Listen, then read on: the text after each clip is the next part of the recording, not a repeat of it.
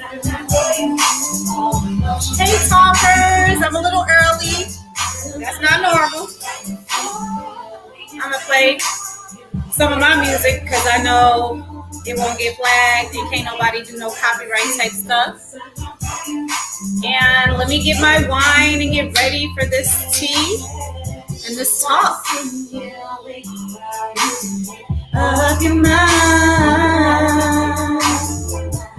All my girlfriends say I'm a little too kind. I'm turning down dates, hoping you will next call my phone. But all I hear right now is all the other figuring time. You got me waiting. It's gonna be great, y'all. It's been a while since I've been on. I'm opening my wine right now, y'all. Y'all know what I drink. Malbec or Chianti, one or the other. I got Bree coming on with me tonight. King Breezy. If you all want to get on, I will send a link below to where you can jump on if you want to get on.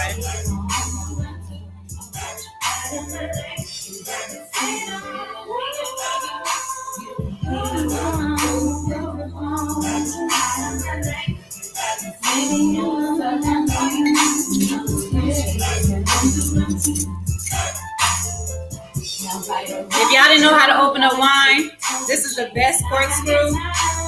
Well, they got electric ones too. I'm gonna get the electric one when we move. I'm really tired of twisting. Can't take her out your friend. Oh, I had somebody try to talk shit, y'all. Because I was like drinking with my friend when she came in town. Actually, my sister when she came in town from Chicago. And we met up, right? We met online. But we've been close since we met online. We've been close for like 3 years. So she came out to Vegas and we kicked it. We took shots, whatever. Somebody gonna come underneath the little short that I did. Talking shit, talking about I'm drinking and all this stuff like it's an abomination. Girl, I'm not religious. I need y'all to know that ASAP. I am not religious in any way, shape, or form, okay? That religion shit been out the door a long time ago. I don't do religion. Religion is indoctrination. And a lot of y'all ran from religion and ran into the spiritual community. And really, you ain't changed. You still waiting on a savior, looking at a savior and another man and all this. Y'all, it's just wild to me. Anyway, I follow my spirit and I go according to my free mind and thoughts, utilizing my pineal, okay? And making sure I'm balancing my chakras. That's my regimen, okay? I don't have a religion I follow or certain type of protocols that I follow. Hey, Capri, I don't do that. That's what y'all do. You cannot project who you are on me. If you don't drink, if you don't smoke, I don't smoke, but I don't sit up there and go off on people or be saying they not spiritual or they not spiritually tapped in because they smoke weed or because they drink wine or whatever the case may be. Like y'all is, whose God are you? Whose judge are you? You ain't mine. I've been having people like for real tripping on my channel. Ever since I've been uploading nothing but shorts, I haven't been going live. I just been uploading shorts and I've been having people like tripping underneath my posts, like on some whole like crazy stuff. Like if you don't agree with my lifestyle, if you don't agree with what I'm posting, if you don't agree with my message, why are you here? It's simple. Keep scrolling. Like I tell people on Facebook that follow me, that always feel like I care about what they think about me. I don't care about what no other being on this planet thinks about me, because at the end of the day, I need to worry about me.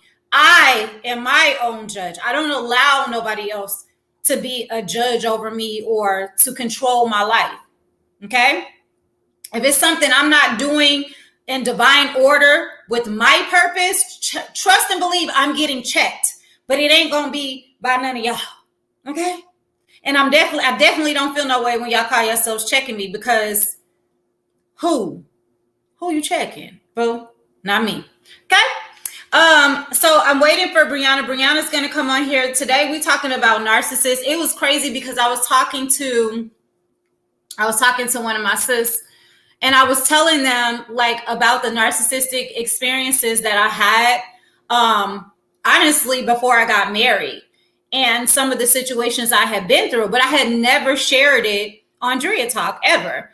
And so she was like, you should tell your experiences. You should really tell people, you know what I mean? Like what happened, because a lot of people actually deal with narcissists and they just don't know, you know, the characteristics or whatever. And a lot of times people be thinking like that's dealing in those relationships, think it's them. They start questioning themselves, you know, and they really they get into a sunken place. So I'm going to share a couple of my experiences. My sister's going to come on here. She's going to share some of her experiences. And if you all want to come on and tell us some experiences that you've been through, feel free.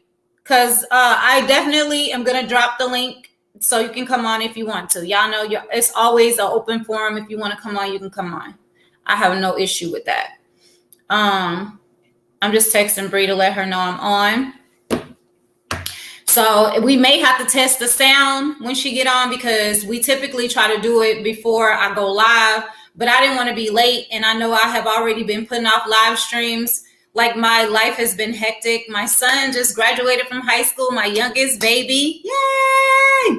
So I flew to St. Louis because he lives with his dad in St. Louis, because he wanted to finish out his high school years with his friends, in case people want to try to go out there and be like, oh, she don't have her kids. My son is 17.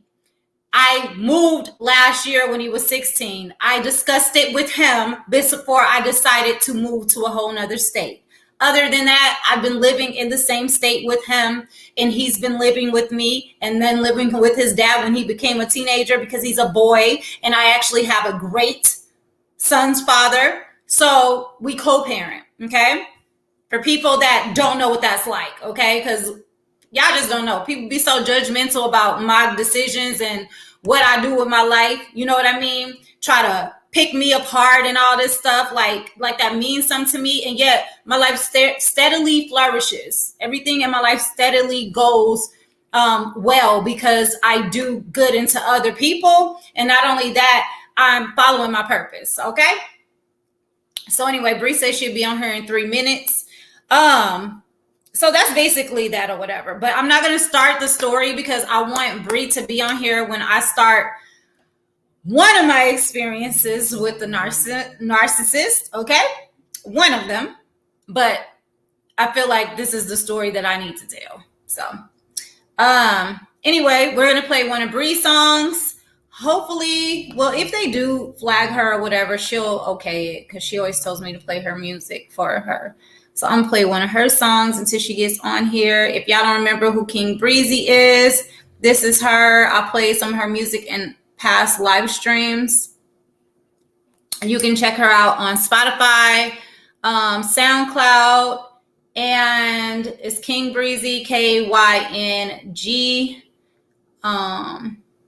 BREEZY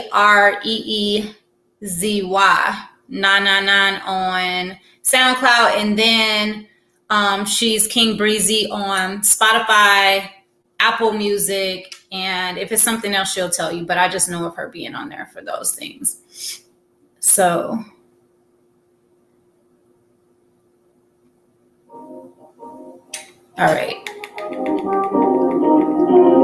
Get your wine, get your weed. No judgment zone over here. We don't do that.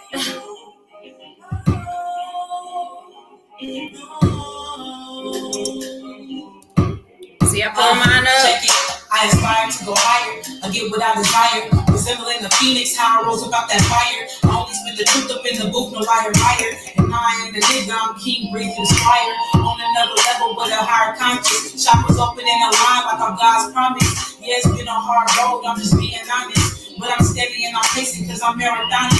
and I'm focused. Yeah, I've been through it, but I got through it. Now I'm open to healing. Now people looking up to me like I'm chosen, doing my shit and living my life like it's golden. And yeah, it gets hard, but the talent never throw in. You can try and stop me, but y'all see my babies behind me? Try and stop my shine, but I'll never be glowing. And you can try and rip me, but I can never be broken. They just growing. I gotta get new pots for them already.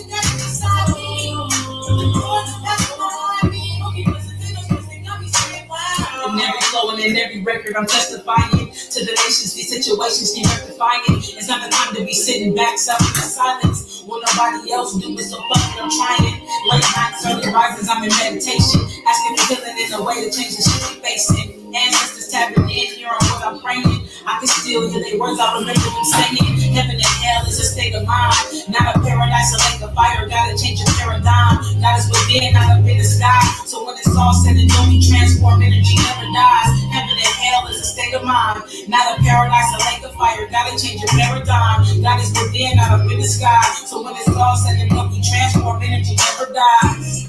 I'ma stay on my grind, it's on me. I'ma live my life shine, it's on me. I'ma cherish my time, it's on me. I'ma take no stress, I'ma say wow. I'ma know that can never be lonely. But my angels and guys beside me. The Lord is passing behind me. Only listen to no stress, I'ma say wow.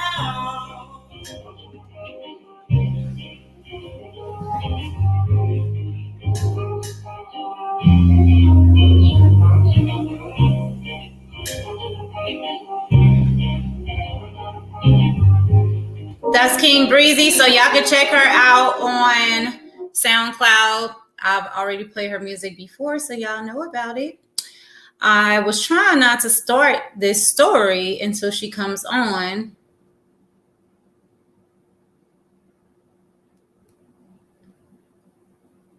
But I'll start it because I don't want y'all to just be sitting here waiting.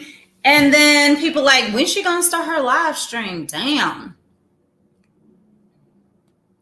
Okay, so y'all listen. So this is how it went, okay? And damn. This kind of how it's going to be when I release my book, so I might as well just go ahead. It's not in the book, though, but I'm going to go ahead and just be real and be honest and just open up and tell y'all my experience. So I was dating this guy, was dating him for some months. He had been pursuing me for a couple years though, right? And no, I'm not reminiscing the reason I'm telling this story. I'm happily married, by the way. My husband is not going to care about me telling the story. He already know the story and it is what it is, okay? I'm telling this so that people can learn from my experiences or be able to recognize narcissistic behavior, okay? So anyway, we were dating for some months, but he had been pursuing me for a couple years. Now, him pursuing me, I wasn't really into him like that. Like, I don't like flashy guys. He's like one of those people, like, he like has like this flashy car, truck, big ass house, this and that. You know what I'm saying? Wear his little flashy jewelry and name brand clothes and stuff. And he be flexing, like to the point he would be like on social media, like posting money and stuff. I never liked men like that. Like that's never been my thing. I've never been into men that are like flashy.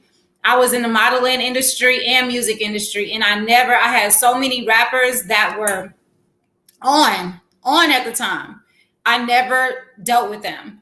And a lot of it may be because in my beginning of dating years, after I left my ex-husband at 19, when I was dating, I always like drew ballers, like what they would call ballers, like drug dealers, all this stuff. So after I got out of that, once I grew up and got out of that phase of, you know, steady allowing drug dealers to come in my life, because it seemed like that's all I would attract is like the flashy guys, the drug dealers, you know, ex-ball players or arena players, whatever. I always attract those type of people. So as I got older, and now we're talking about like a few years ago, I'm like, okay, I know what type of man I want. I'm spiritual, I'm grounded. I know me. So I'm going to deal with men the same way. So this person supposedly, hold on, here go Bree.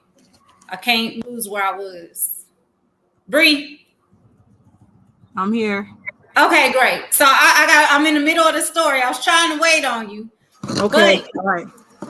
I was losing viewers and I just wanted to start it. So I'm still in the beginning of the story because I'm kind of like at the build up. But anyway, now I'm spiritual. I don't want to be with men like my past before I started knowing who I really was. So I changed my whole way of dating, if that makes sense. And I didn't date for a long time. I literally was only dating myself for a year after I left my ex-fiance. So I wouldn't date in no way. There was spiritual men coming my way, not spiritual men coming my way. Like everybody was coming my way. And that's like what I'm going through right now. No. I gotta date myself. Gotta date myself. So when I decided to open up and start dating was like 2020, right? Or 2021. It was 2021. Okay. So, because it was the same year as the goddess retreat trip for my birthday. Okay. So he was from Texas or whatever. Some of y'all probably will remember, but some of y'all won't. If y'all know him on Facebook, good. You'll remember. Anyway, he's from Texas.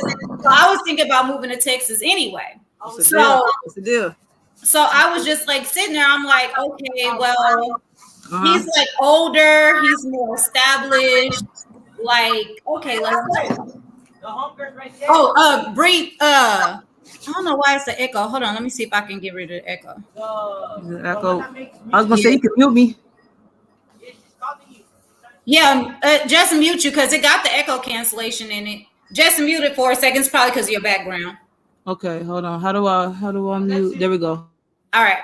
So y'all, I'm like, okay, let me date him because even though he had been pursuing me for 2 years, y'all know I said I wasn't really into him, but he had changed his whole swag because I guess he like, okay, that ain't getting her.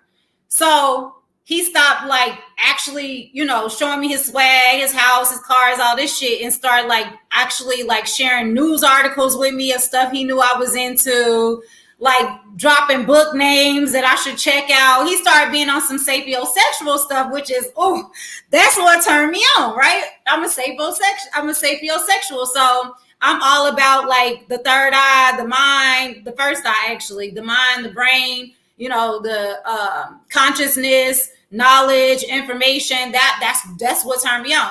So he started coming on that aspect. So when he started coming like that, that's when I was like, peace, beautiful goddess, peace. That's when I was like, okay, now I'm going to start listening to him. I'm going to start hearing him out. You know what I'm saying?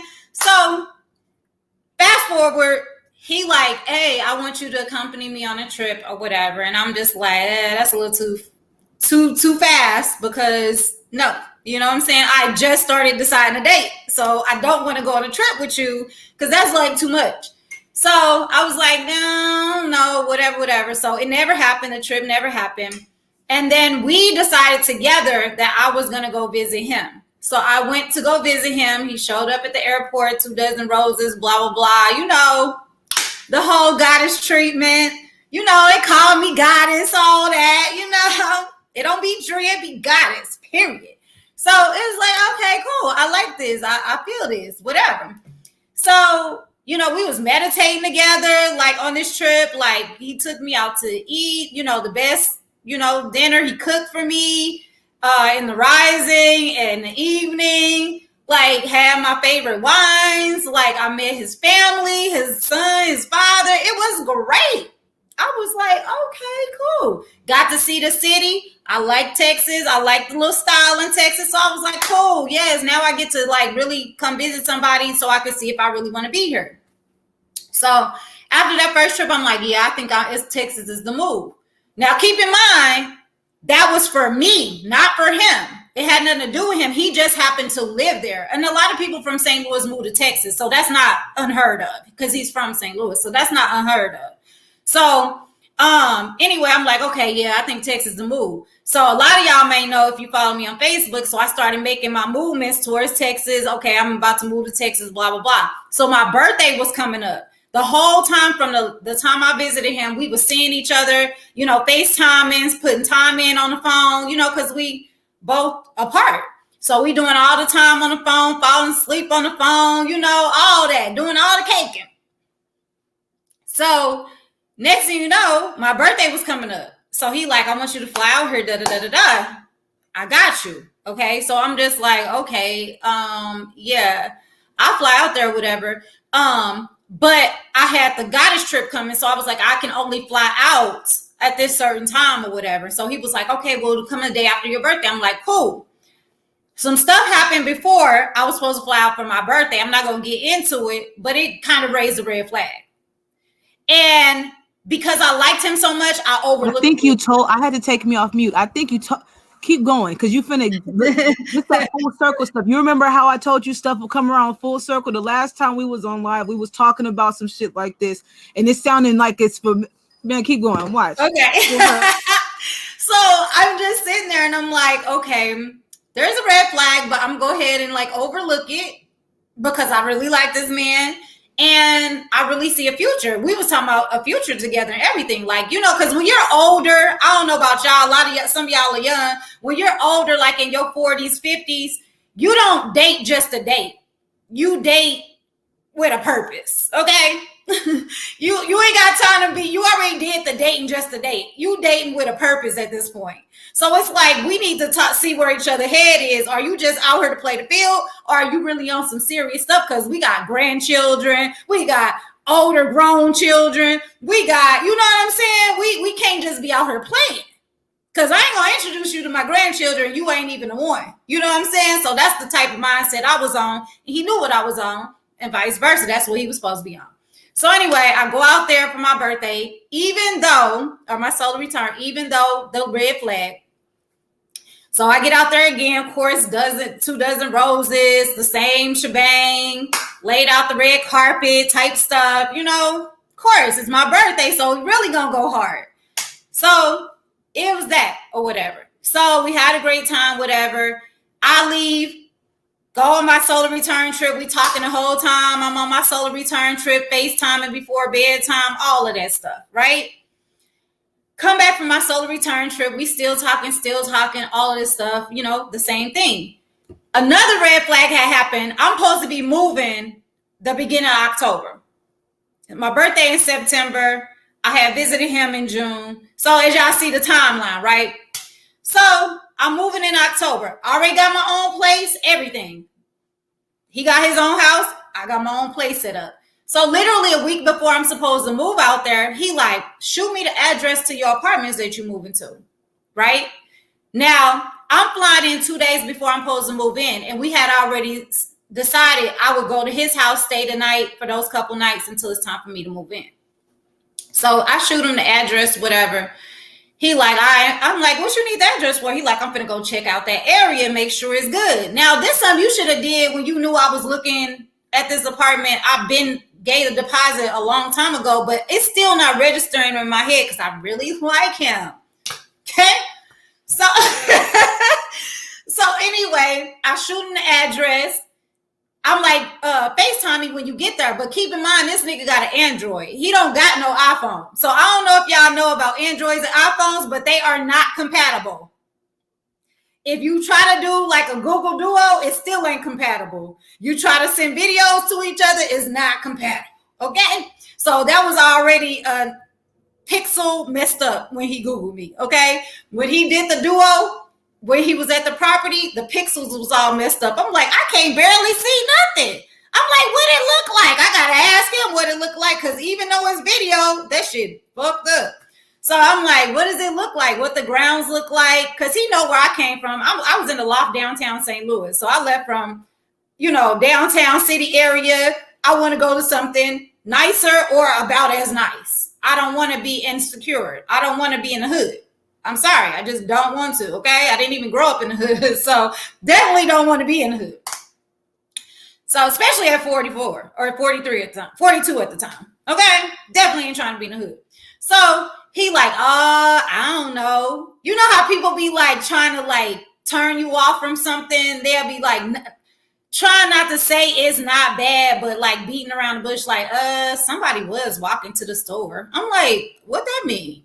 Cause I'm like, okay, somebody was walking to the store. He like, well, you know, if people walk to the store in the neighborhood and stuff, usually that's a bad sign. I'm like, okay, is the grounds dirty? He like, yeah, it's some trash here and there, whatever. And I'm like, so what does this mean? Like, do you know if it's hood or if it's something I like or if it's something I wouldn't? He's like, I don't think you should move her.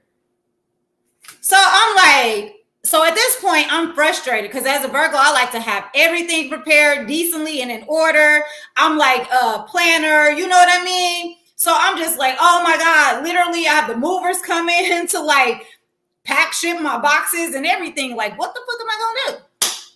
So anyway, I went to sleep on it. The next rising, he called me. He's like, yeah, I wanted to bring this to you, but I was gonna say you should come stay here. So I'm like, you know, I ain't never lived with no man. Let's just be clear, okay? I need y'all to get that through your head. I ain't never lived with no man. It's been a couple men live with me, and that's just been that. Oh, and me and my ex-fiance got a place together. Go ahead. Same here. I ain't never want to live with nobody. They either came and lived with me, or you know what I'm saying. And then when it was time for them to go, trust and believe me, I still had a full house. Okay. They had upwards of 45 bags of shit. Okay, upwards of 45 between two bitches, about 90, 100 bags, and all the house is still flourishing. So go ahead, boo boo. I love this.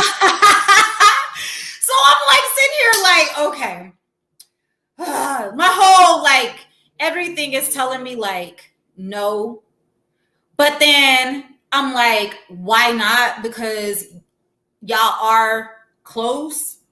But then even then I was just like, well, I already put my deposit down, so I'll just go with my plans and then I'll figure it out once I get there because everything already in motion. You know what I'm saying? I already told my partners I'm leaving. Everything in motion. Like I gotta go anyway. You know what I'm saying? So I'm like, okay, whatever. So I end up leaving. Now, it's some more stuff happened before I got there. Like he came ghost like a weekend before I got there. That's a whole nother story. I'm not gonna even get into that, but like I didn't hear from him. He claimed it was his phone and he had to get a new phone, a whole new number, all types of stuff. So I'm just like, I know at 50 some years old, this man is not pulling the 20 some year old lie. So I overlooked it. You know what I'm saying? Because I'm like, he's in his 50s. There's no way he's lying to me like this. Okay. There's no way. His phone definitely was broke and he's older. So he probably didn't know what he was doing. We're gonna give him the benefit of that. So I get out there. Everything was all good. We kicking it, having drinks. His friend from St. Louis, people from St. Louis came in town, met him. He, this my girl, blah, blah, blah, blah, blah. You at home, babe, you know, get comfortable. You home now. You home. You know, cuddling with me, you home. Next day, we got to get you a car. We got to this, and that. I'm like trying to go look for a job outside of Melanated Mysteries and starting the herbal business, our ancestors' remedies, which he decided to invest in. So I'm like, okay, I'm gonna go get me a little jobby job though, because I don't know. For me, I gotta have paper. Like that's just me. This Negro gonna call me because he had went out of town. Yeah, he gonna call me talking about some. I don't think it's a good job for you to, I don't think it's a good idea for you to work. You got your Melanated Mysteries business that's doing well. You got our ancestors' remedies that I'm investing in. Just sit at home and you know, invest in your own businesses. Don't be putting that much pressure on you. You know, do your businesses. I'm like, oh, that's the shit. Okay. This nigga came in striking. He came in knowing exactly what to say to make I'm like, damn, okay. Yeah, that's it. Okay, right. I can't wait to tell my. This what you expect out of a 50-some-year-old man. Right. This what you should be doing. Your mama did raised you right. You've been grown for 30-some, 40-some years. You should know better. So yeah. Okay. Yeah, so I'm just like, okay, he coming in right. Okay, cool. He let me concentrate on my business. This is that, blah, blah, blah. This is when it's gonna get into the good end. I'm just waiting on it because I got some people watching this. I don't know. It might get to tell. I don't care. Okay, I'm gonna tell you right now. I finally get to speak my piece on this whole situation because I have been quiet. Okay, and I'm sure a lot of people know what happened in Texas. And say it with your chest too. Cause I knuckle up with any of them niggas over you. I've been working out too. You know, my mama, you know. I'm gonna stay there with my dresses. Right. That part. So, go ahead. Okay, so I'm sitting up there working on the businesses. This dude, like, he got to go out of town and all this shit because he work out of town. He work on the road, you know. So I'm like, all right, how long you gonna be gone? Now I swear that night this dude told me a week. When he was packing up to get ready to leave on this trip, he had like a month worth of clothes. So I peek out one eye because I'm half asleep, and I'm like, hold up. I see this dude with hella hangers with clothes on him. I'm like, wait a minute, how long you gonna be again? He gonna say 2 weeks. I said, you told me a week. Now, keep in mind, he did invite me on the trip and then changed his mind and said, nah, you should stay here because you can help me out with my dad, because he was his dad's caretaker. You can help me out with my dad and keep an eye on him. So, and you can do your business. I know you got some shipments, so just stay here. I'm like, okay. So when he packing his stuff, though, he doing more than a week's worth of clothes. So I asked him, he kind of got an attitude and was like, I said 2 weeks. I'm like, no, you didn't. He's still packing his stuff. Da, da, da, da, da. So he's get out the door. So I'm like, that was well more than 2 weeks worth of clothes, but whatever. So I feel awkward because I just moved here a couple days ago. You're going out of town. Your dad only met me a couple times before now. And it's going to be literally my first time meeting your son because your son was out of town when I went last time. And the time before that, he was out with his friends, so I didn't see him. So now I'm sitting here like, how am I supposed to introduce myself to your son and be around your dad every day? And you're not here. So I'm like, oh, this is the weirdest shit ever. So I literally had to like do a whole mental talk with myself. So me and his dad, we finally got talking and stuff, you know, because we had already met before. And he was like, oh, you live here now? I'm like, this nigga didn't even tell his family.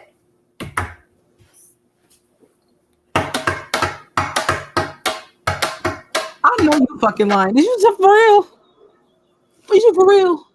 I'm dead. This whole story is real. Oh my God. I would have whipped his ass when he came home. Oh, I would have had to fight him. Nah, he would have, because I don't look, with me, I have a thing with being embarrassed. I have a thing with being out of place. Like, it'd be so serious to the point where, like, if I'm watching something and I know an embarrassing part is gonna happen on a show or a movie, I gotta look away. Like, I gotta turn. No, I'm for real. You know, you looking away a few times in this story. Oh my God. Okay, keep going, because this shit. Where he at? Do he need that? Do we need to find him, or is we okay? Okay. If that nigga flying with the birds, that shit for the birds, okay? So his dad is like, you know, we getting cool, close. We talking. I introduced myself to his son because I had to by myself. Then when I finally talked to him, I'm like, you didn't tell them like I was going to be here? Like, you didn't tell them nothing? And, you know, I'm like tiptoeing around it because I'm still, you know, it's new. I don't want to make them mad. And that he's like, that walk on eggshells kind of shit. And we're going to talk about that because narcissists love to make a motherfucker walk on eggshells. Yep, I learned that after, but I didn't know I was getting groomed. Okay. Mm-hmm. Yeah. So I'm sitting there like walking on eggshells with it. He's like, that's my house. I don't have to say nothing. Da, da, da, da, da. You there for me, this, and that. And I'm like, okay, but your dad and son live here. Like, it's their house too. And he's like, listen, I pay the bills. I this, and that, blah, blah, blah. I ain't got to say nothing. I'm like, okay. So still felt uncomfortable. Anyway, got close to his dad. Y'all know I have such an infectious energy. I'm not blowing myself up, but literally people. But you need to, because we love you so much. You blow yourself up. We're like, no, all I did, I was like, literally, like I looked in the fridge and the freezer. There was like no food in there. So you did what any woman would do and start turning house into home, start cooking. Yeah. So I like went to the grocery store, like bought up a bunch of groceries, started cooking for his son and his dad, cleaning up. I was going to say, how old was the daddy? Because if the daddy was sitting there like being 70 something, like was he understanding of your situation? Because that's when the daddy. Don't mind me. I'm about to get to it. So, you know, I'm doing all this or whatever. And the dad is just like every day, like we're getting closer. Me, the dad, the son, me and the son started watching shows together. Like we had our intimate moments where we'd like talk to each other. You know what I mean? Things like that. And His dad the same. His dad started telling me little bits and pieces about his son. You had to hear the sound I made. He started telling on that boy his. God damn it. Goddamn. So he like just doing little stuff like, you know, you don't have to accept just anything. You like my son? What you like about my son? Daddy was what trying is it to about him that make you like him? Daddy was trying to say, cause shit, he get it from me. I was just telling him, he's like, my son is a gentleman. Oh, okay. Like it was just the way he was saying it in a sarcastic way. And like he wanted me to pick up on some things, right? So I brushed it off. Looking out for you. He was looking out for you, showing you what time it was for real. That's what's up. That's a good look. Yeah. That's a good man right there to do that, because most people just let their children do whatever. Yeah. He was like dropping little jewels here and there. And so 2 weeks and passed. Me and his son close. Me and his dad close. We playing pool and shit. He got a little movie room. We watching movies together. We just a big happy family. Like I'm holding everything down in the house. He sent me a little money like one time. After that, it was all my money that I was like spending to look after his dad and his son. For real. Giving his son gas money to get back and forth to work. All types of stuff. Yes. Yes. So anyway, 2 weeks later, his dad and I are sitting down. I made him breakfast, and his dad is like, where's that son of mine? He been gone for a while. I'm like, he said he got to stay another week.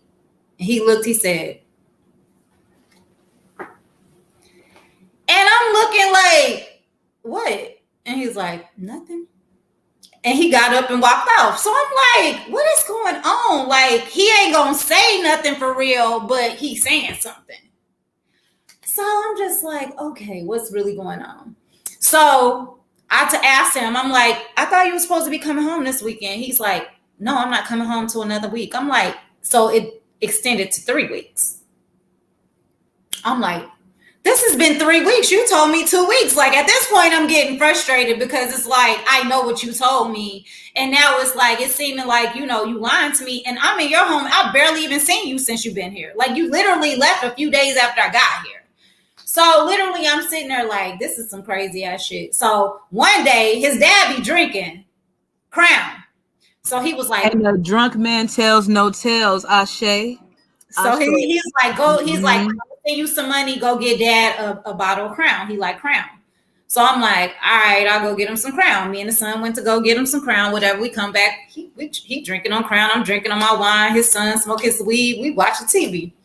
He like, yeah. Hey, at least you had all that love out there. You had a good time. And they showed me, him and his son and his father showed me so much love. I would have still been kicking it with them too. I would have still been kept in contact and everything. That shit would have. I'm gonna get to that because I'm gonna tell y'all why I couldn't. But yeah, it was just like, yes, it was nothing but love in the house. We was kicking it. We had a great time. My best friend and her girlfriend came and stayed the night there. We played, kicked it with them. You know what I'm saying? Like we done had a good time. They was house guests with us, and they like, this dope. Like we can't. Yeah, right there. That's the ancestors looking out for you, even in the midst of that stuff that was going on. Still having you prepared, still having you in a good space and position because your heart good. I love this for you. I know you went through that bullshit with that narc ass nigga, but the smiles, you are glowing right now. That shit. Oh, I love them because I love them. Like, I love them. Like I literally, I found out why I was supposed to be there. But before I used to question it until like I thought like they really came to me, like spirit came to me. It's like, but look at how much of a difference you made in their life. But anyway, I'm gonna get to that. Yeah. So he drinking and stuff, and he like, he's like, I don't know what to say about my son. He's not treating you right. He should have been here and da da da da da. Like that's when he got to like being like, you deserve better, and you know it's still your choice and decision on what you want to do. But like I would never be okay with a man leaving me that long. My friend left his wife for a long time. He had to come back to an empty house, and he started telling me like his experiences and stuff. And he was like mad at his son because his son basically did him dirty. And I'm not going to get into the details because they stay family secrets and stuff, but did him dirty. And with the story he told me, it's so dirty how he doing him to the point I was like, And then his son was telling me stories. His son is the reason I knew about what a narcissist was. His son was the one told me he was a narcissist. And that's when I started doing research on narcissism. Yes. And so when he told me all this stuff, I'm like, what the fuck? If he treat them like that, I don't have a chance in heaven or hell. You know what I mean? Like when it comes to me being treated better. So dude come in town or whatever. Now, keep in mind, we've been talking the whole time while he's been out of town. But, you know, I got upset because he ended up staying a week later. So our conversations on the phone and our FaceTimes was like sketchy. And then he wasn't even FaceTiming me like how he usually do for a couple nights. And so I was questioning that before he was supposed to be coming back in town. So I'm like, where you been? Why haven't you been FaceTiming me? Blah, blah, blah, blah, blah. Anyway, dude come in town, like surprise and pop up in town. Brings all this food, drinks, this, and that, and whole energy completely different. Like he don't even know me.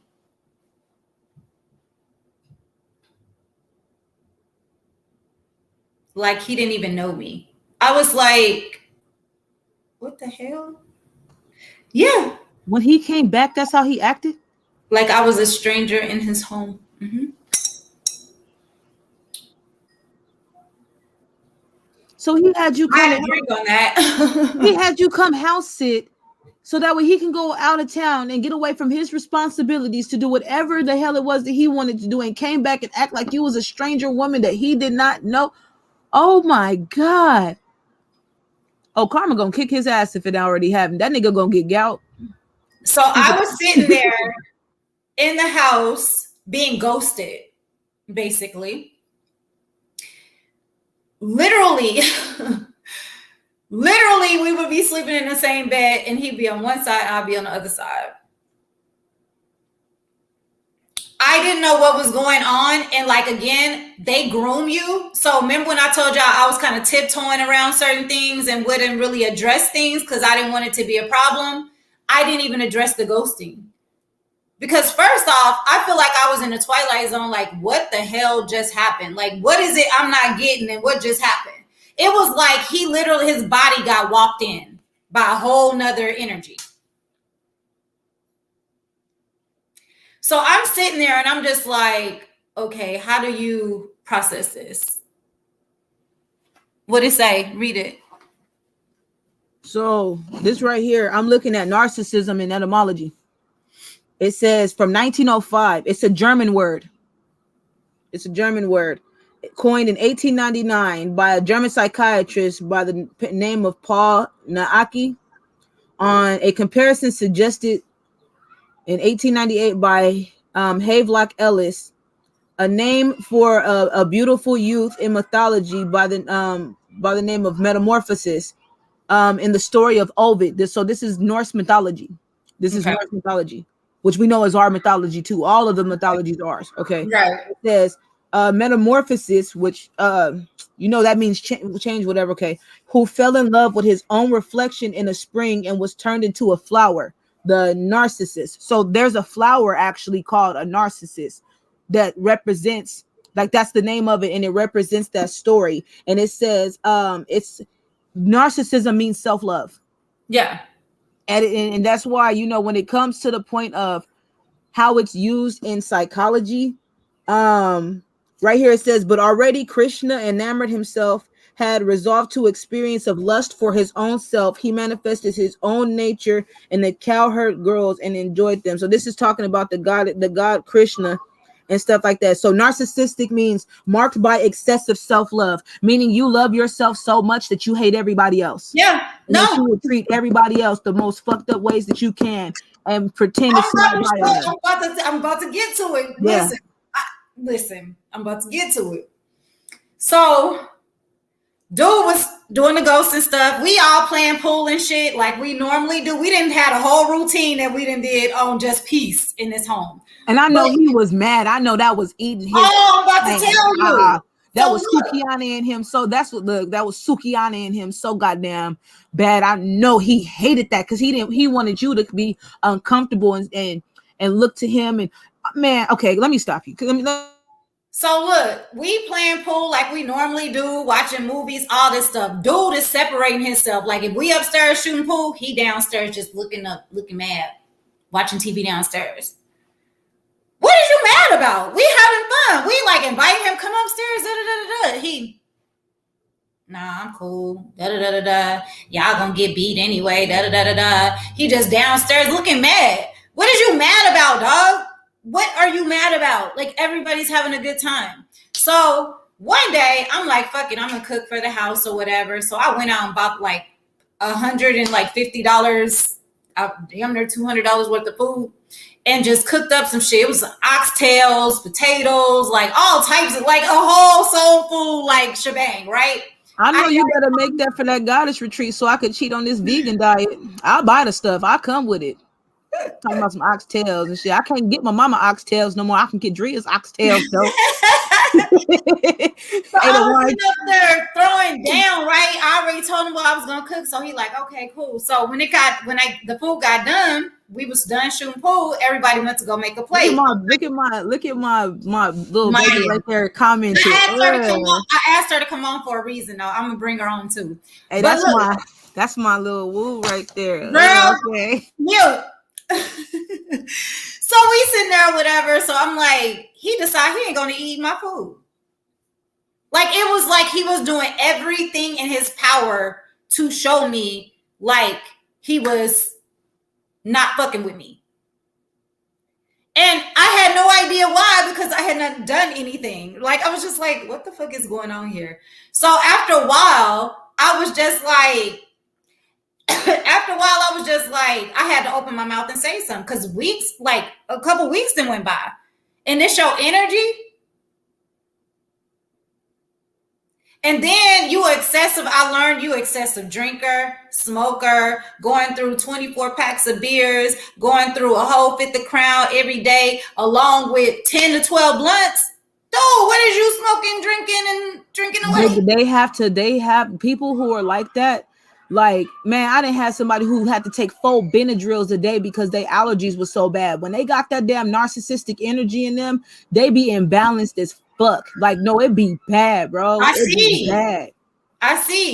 So eventually I finally said something, because it was eating me alive. Like I was like going outside to meditate and tears was just rolling down my eyes, because I was confused. That was what was happening. And one thing about them, they will make you feel like you're nothing, like dirt. They will look at you like you are the scum underneath their shoe. You don't have to do anything. Just your pure existence, they will like shun you. So keep in mind, I didn't know about a narcissist at this time, so I'm confused. I'm like starting to think it's me. I'm starting to question who I am. I'm starting to like feel low. My energy is starting to be down. My vibration is hella low. I like, no matter what I do to be happy, I couldn't be happy. I felt like I was suffocating inside of myself. So eventually I was like, can we talk? So we go in the room, we talk or whatever. And I'm like, what is happening? What's going on? This dude gonna tell me, I'm telling y'all my life. That's fine. You know, people be trying to pinpoint stuff, and you can't throw nothing at me I ain't already put out there. You know what I'm saying? I'm putting it out there because apparently I don't give a fuck. Apparently I'm healed from it. So I'm trying to help other people that may have been going through something or something similar. Anyway, so I asked him, and he's like,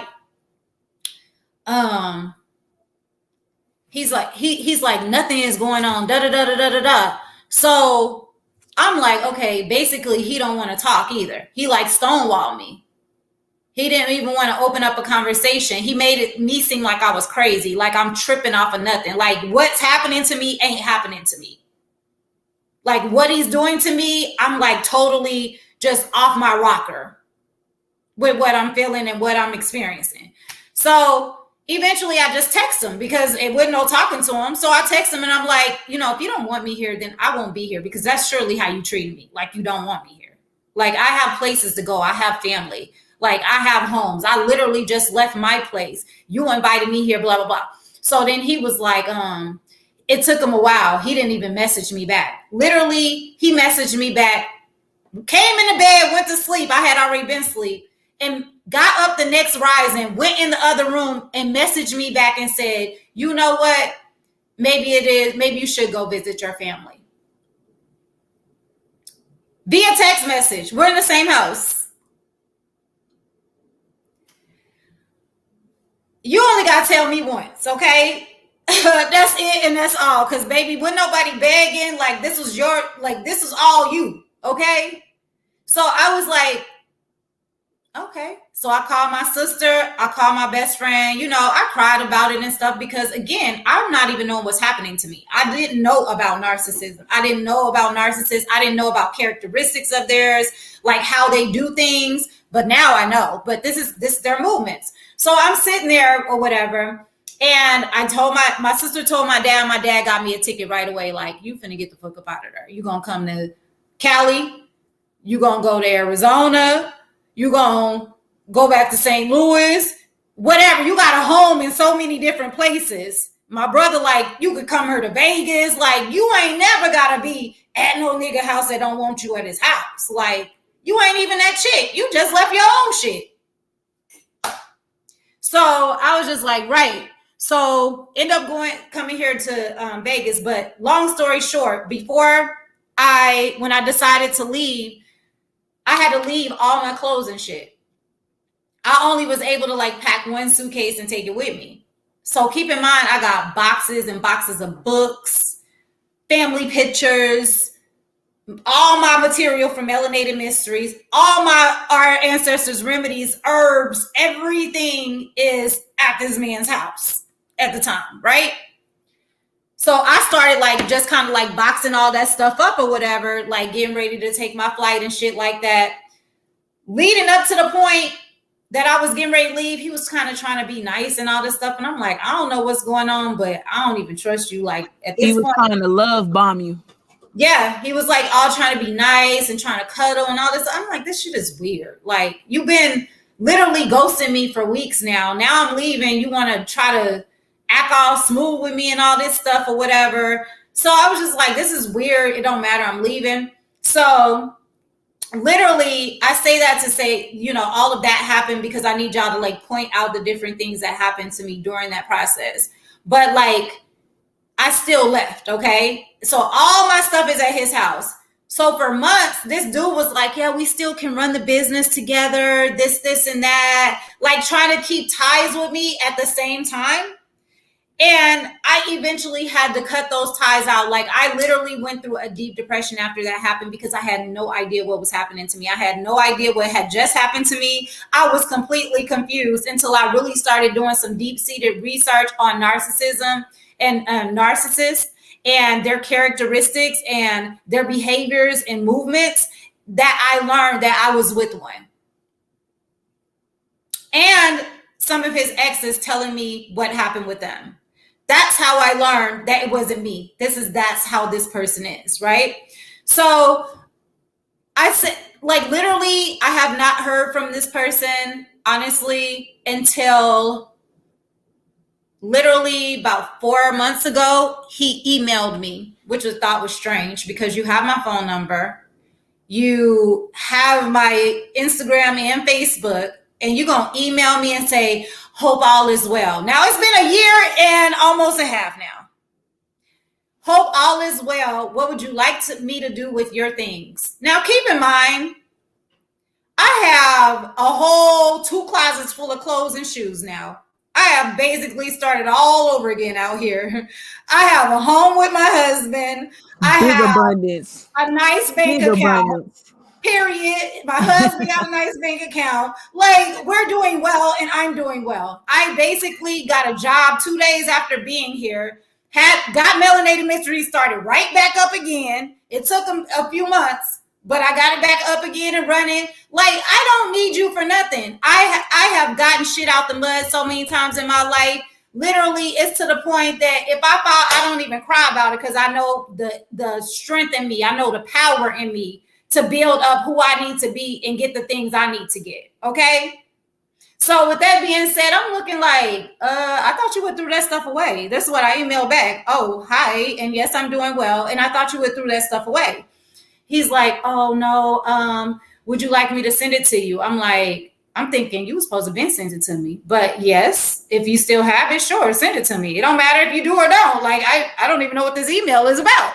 So He's like, okay, well, send me your address. I'm like, well, if you need me to send you the bread, I'll send you the bread for it. Like, you know, whatever. It don't matter to me. Like, you texting me or emailing me about something I ain't even asked about. So anyway, dude never sent my stuff. And I never heard back from him.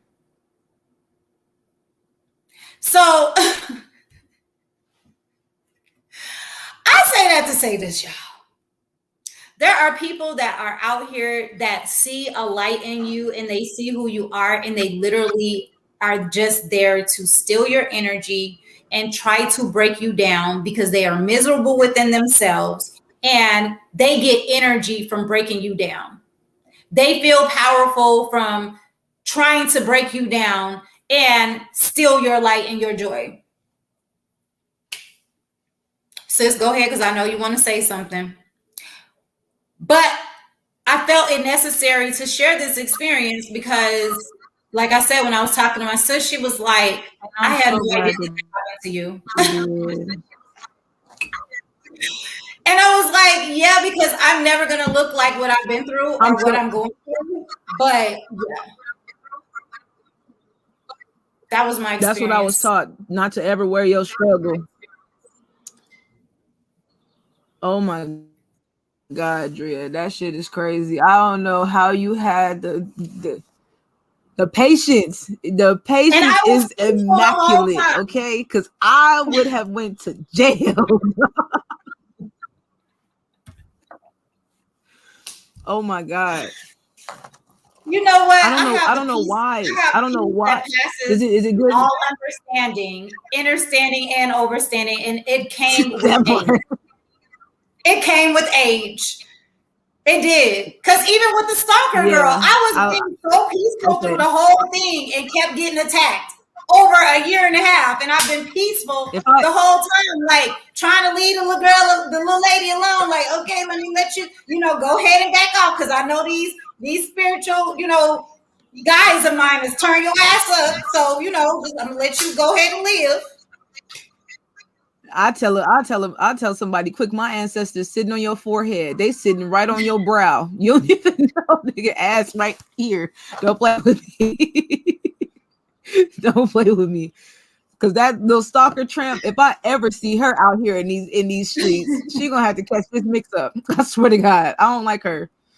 I don't like her on behalf of everybody. I don't like her. I'll be the one. Just get me up out of there.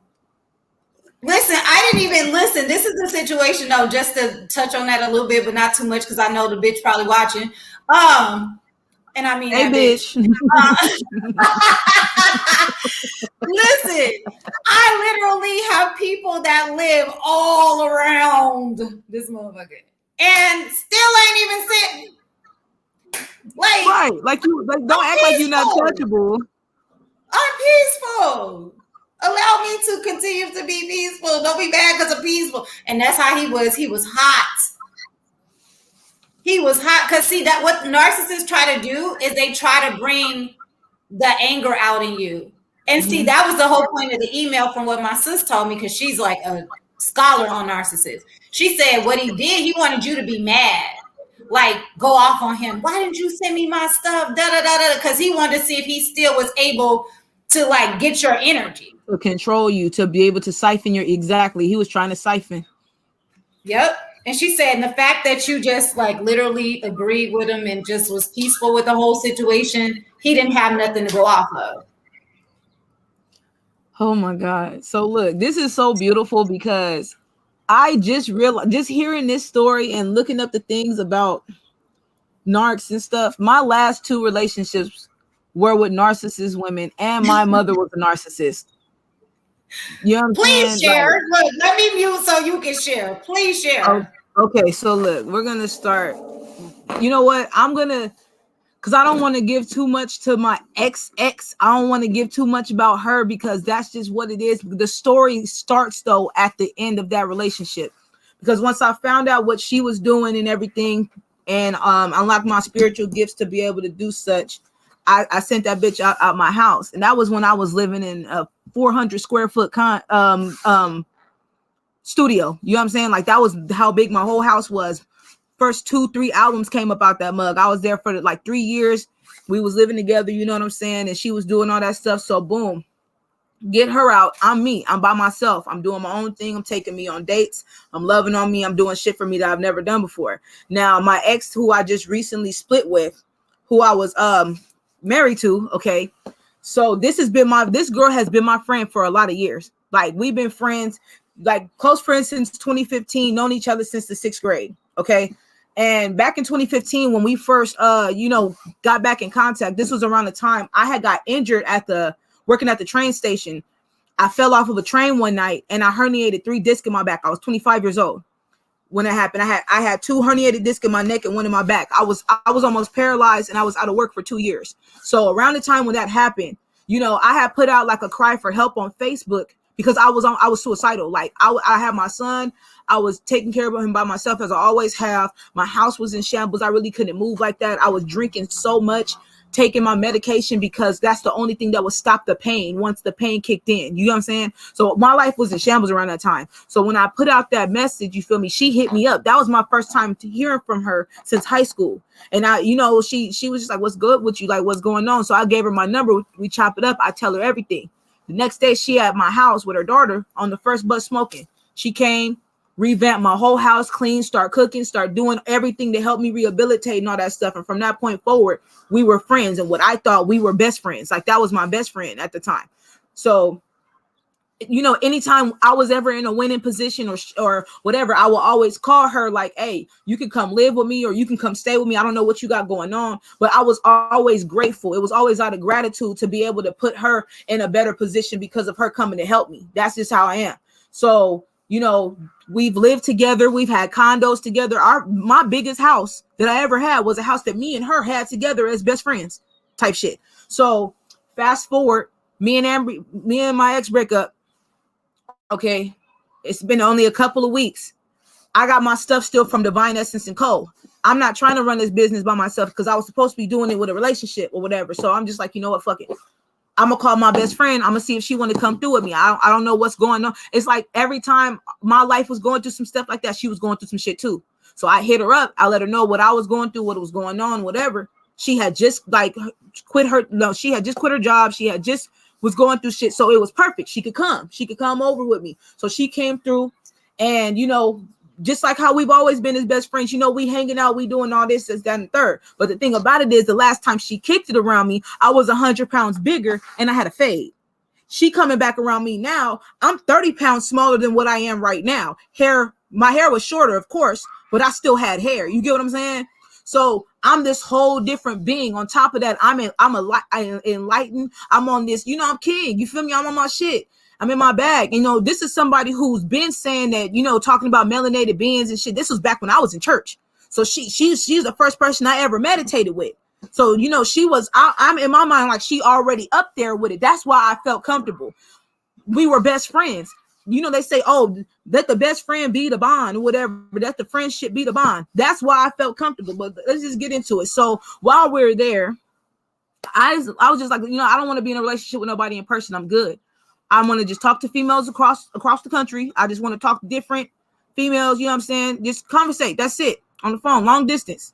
And so I had asked her to be my platonic girlfriend because I didn't want nothing from her. Mind you, in our friendship, there have been times where I tried to get at her, a lot of times, and she never gave me no play. Never. Not even a little bit. Okay, we cuddled one time, but this because I was really sad and she let me cuddle her. But aside from that, you feel me? Nothing. So I'm like, okay, I asked her in a letter, be my platonic girlfriend. Like, I'm just trying to make sure I don't have no fake people around me when my music go up, when my life go up. I'm trying to make sure that I have somebody who, I'm safe with, my son is safe with, something happened to me that could take him, just anything like that. So I'm just asking her to be all this, and I'm letting her know I'm gonna treat you right. I'm gonna talk to you good. This is me. This is me and my character. This is who I am. You know what I'm saying? So I'm letting her know all of this. So she agreed. I hit her with the little check box, yes, no, maybe, and shit. So she checked the little things. So I'm like, all right, cool. We in high school with it. Let's get it. So I'm like, all right, we good. I'm in the pocket. So first thing I do off the bat, because she cleaned up the whole house, everything, shit she usually do for anything like me. So I'm like, all right. She was complaining that her feet was hurting because before she was working 3 jobs, feet hurting real bad, all the shit. She said she had been hurting so bad to where she was going to have surgery on her feet because she had been hurting for 2 years. So I'm just like, man, you ain't gonna have to have surgery on nothing. Watch me work. This in my mind though, because I know me and my energy. So I ran her a shower, got her a glass of wine. You know what I'm saying? I drew her, I drew everything out for her, put the candles, everything, laid it all out. Her soap, her towel, her clothes. This is stuff that I just got out of a long relationship, and I take care. This what I take care of who I'm with. So, you know, I'm giving her that treatment. You my platonic girlfriend now. I don't want a relationship, but I want to still be able to love and stuff. So I'm like, I'm gonna do that. So everything. And then I had went and I had gave her a foot rub. I rubbed her feet. I put my selenite tower on her ankles, and I start rubbing her feet, channeling all that energy. By the time she woke up, for one, mind you, I was scared to touch her. I was scared to do anything with her because of my respect for her, because of our friendship. You get what I'm saying? So it's just like I did that. And the next day she woke up, feet pain gone. And to this day, never came back. That was a year and some change ago. That was my love for her. That was really able to do that. Okay, so fast forward. She getting this kind of treatment from me. Everything is cool. Now, this one girl who I thought was fine as fuck, like, period. She was finna be the one long distance. That was finna be baby over the phone type stuff. So, it's my friend. So I'm just like, I show her the pictures. She looking at the pictures, and the first thing that came through was envy and jealousy. And she got envious and got jealous. And I didn't catch this shit until 3 days ago. I swear. I didn't catch it till 2 days after she left the house type stuff. So, okay. Mind you, we're still in Bakersfield at this time. So I show her the pictures of the girl. And she was just like, looking at her, oh, she's pretty, this and that, but she's hiding her true feelings. So that night she got in the shower, everything. We laying in my bed. The kids is over there in their area sleep. We over here with it. She come out dressed in some provocatives.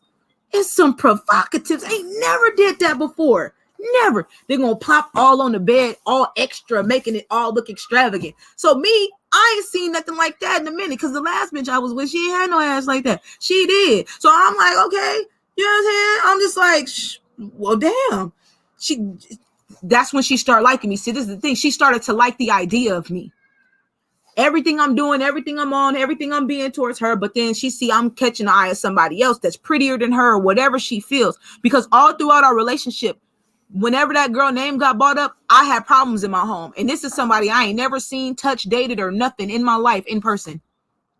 And it makes sense now, because the energy from the get-go, it was her thinking about how the fact of another person, because I even told her in the letter, like, look, it's gonna, by the time you find your Mr. Right and I find my goddess, we'll be cool. Like, we can do this until then.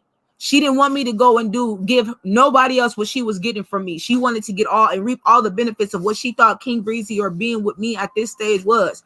But I still had healing and shit to go through. You know what I'm saying? So fast forward, we get into a relationship. We end up doing things, get into a relationship. Boom, we dating. Okay. All these different experiences going on, blah, blah, blah. Then it come to a point where we did a full moon ritual, and it's full moon energy right now. That's funny. So we did a full moon ritual.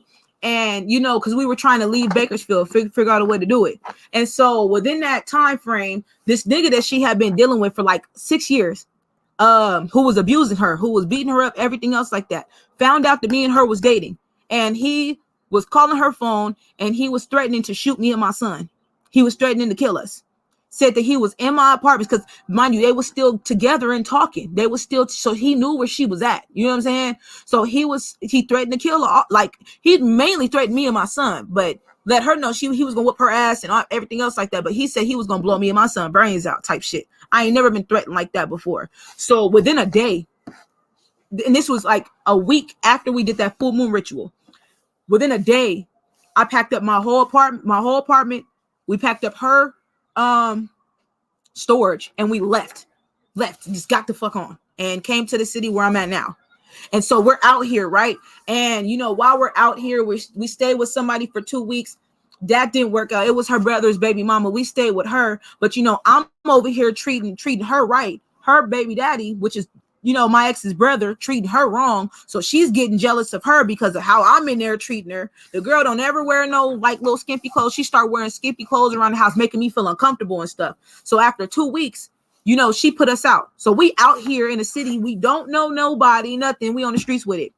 I get into my bag and I'm calling all these agencies. I'm making all everything because I've always been in control of the paperwork. In every relationship and everything, I've always been in control of paperwork, finances, bills, because I've always been more financially mature because I was put out on the streets at 14. So I had to grow up really fast, and I'm good at making quick, fast moves when my back is up against the wall type shit. That was some shit that my narcissistic ass mama put me through, but we're going to get into that at another time. So we're out here and, you know, we stay at the homeless shelter. We stay at the hotel, like at a hotel. Mind you, it's beautiful here. So even though we were homeless, it didn't feel like it because where we live at, for one, number one city to retire in California. We out here with it. It's beautiful. So it's a good experience. But little bits and pieces of shit started happening. Like I ignored so many fucking red flags, and a couple of them I regret. There was this, and you know, I know that she had just came from out of that abusive relationship. And mind you, I don't know if you've ever seen the movie Split before. Have you ever seen the movie Split? Okay, with the dude with the dissociative identity disorder. So the dude that she was with for all those years had that. So she's somebody who's recovering from abuse from somebody who has DID. She's not like, anyways, she was showing me, her and her child were showing me and Jaden only the parts of them that they wanted us to see until everything changed and flipped. Now it started when we were at the hotel because there was this time where we had went swimming. Well, they had went swimming. I was tired. I had been doing paperwork, doing all kind of stuff, but I was tired. So I'm like, you know, go ahead and take them to the pool. So I'm in the room. I'm asleep. Spirit, wake me up. Get up. Get your key card. Go get to the pool. So I'm walking. I get to the gate. The first gate don't work for me. So I'm like, okay, it's another gate around the corner. So when you go around the corner to the foyer, there's this really big brick wall. There's this seating area. And then on the other side is where the jacuzzi and the pool area and all that stuff is. So I'm right there. I go to put my thing in the door. Spirit say, stop, listen. So I'm listening. And she in there bullying my son. I'm talking to him like he grown and shit, like really like asking him over and over repeatedly, like, are you fucking with me? Like, boy, are you fucking with me? And my son is just like, no, I'm not effing with you. Can you please stop doing that? Can you please stop asking me that? And I don't know how long this had been going on. Now, mind you, this is somebody who Jaden has known since he was 3 years old. This is somebody who I never would thought had the capacity to do no shit like this. To me, to him, to nothing. Okay. So I'm sitting there and I sat there for 5 minutes.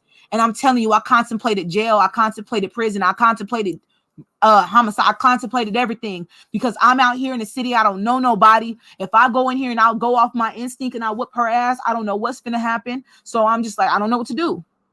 So I opened the door, and when I opened it, she looked like she's seen a ghost. And I cussed her ass out. I'm like, hey, bitch, who the fuck is you talking to? Like, who is you talking to like that? Why are you talking to my child like that? This kind of shit you be doing behind people's back. Like, I hemmed her up. Like, what is your problem? What's your deal? And she's just like, oh, it's nothing like that. I just, whatever. I'm just like, yo, what the fuck was you even talking to him like that before? I don't know. And then she start crying. Moon and Gemini, Two-Face, start crying, everything else like that, all this other different shit. No, lower vibrational people, they will operate off of that. Higher vibrational people, they'll use that to be two spirits in order to help the consciousness. The other ones on the other side, no help at all. They ain't worth shit. So I'm just like, you know, I get on her head, I cuss her out, and I let her know, if you ever talk to my son like that again or get at him like that again, I swear to God, you, me, my fist, we gonna meet. We gonna meet hard too. Them whole frontals is mine.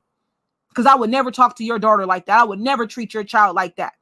So that was the first time something ever like that happened. And I know she's coming from an abusive relationship. So I worked my best to try and forgive her. And to the day that she ended up leaving my house, I asked her, I'm like, you know what? I've been trying to forgive you for this situation for a year. I need to know why you did it. If you can't give me no explanation, then we can't go no further. But we'll get into that part. Because this shit is crazy. A narcissist will lie on children. A narcissist will lie on anybody. It does not matter. They will use whoever and whatever they can to get their ends to meet. Like, no bullshit, to the greatest of extents. Okay, so fast forward. We get into where we living together and different shit like that.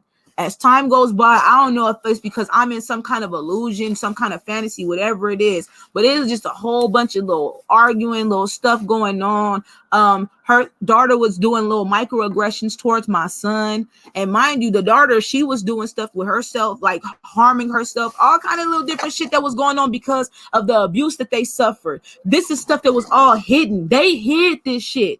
Now, mind you, we were on this program where we were getting help with our rent because of our situation with fleeing, domestic violence, all of that stuff. So once we stopped getting home visits, that's when all their energy changed. I swear to God, that's when everything flipped to where I didn't even know who the hell we was in the house with type shit. And this is the second time that shit happened to me because my previous ex lied to me about her whole entire life. Like all of her life stories, anything she ever talked to me about, she literally flipped the stories around on other family members, other cousins on the parts that were really messed up. And it was really her that was the messed up one. And I got confirmation of that in the end. So this is the second time some shit like that happened to me. And when I bring this full circle, you're going to be like, yo, what the fuck? So, okay, fast forward. We going through all of this shit. It gets to this point of just, I'm tired of arguing. I'm tired of going back and forth. She would be arguing with me, with herself. Like she'll say some shit and I'll go, just like how you were saying, how, you know, you would be talking to him about something and he'll be like, oh, I didn't say that. Or I said this, you know, that little shit trying to get you. Cause that's that gaslighting, trying to get you out of your own reality, trying to make you think that, you know, question yourself and shit like that. That's what they're doing. Like it's you. It's not them. It's never them though. Never. Right.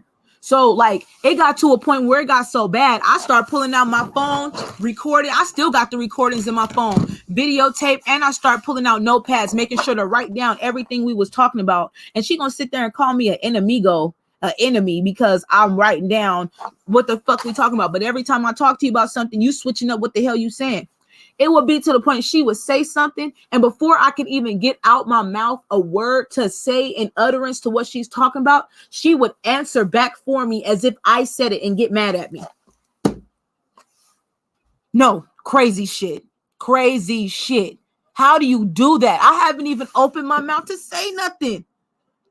And you're arguing with me. That's how much I did not argue with her. That's how much I did not give her none of my energy like that. You get what I'm saying? So all of that. Now, she didn't like my son, all right? She didn't like my son. She was only with me for the idea of me, which is why she was able to even throw that text message in my face about me having mommy issues and talking about my life and, you know, just different shit like that because she was mad because I actually just sent her on about her goddamn way.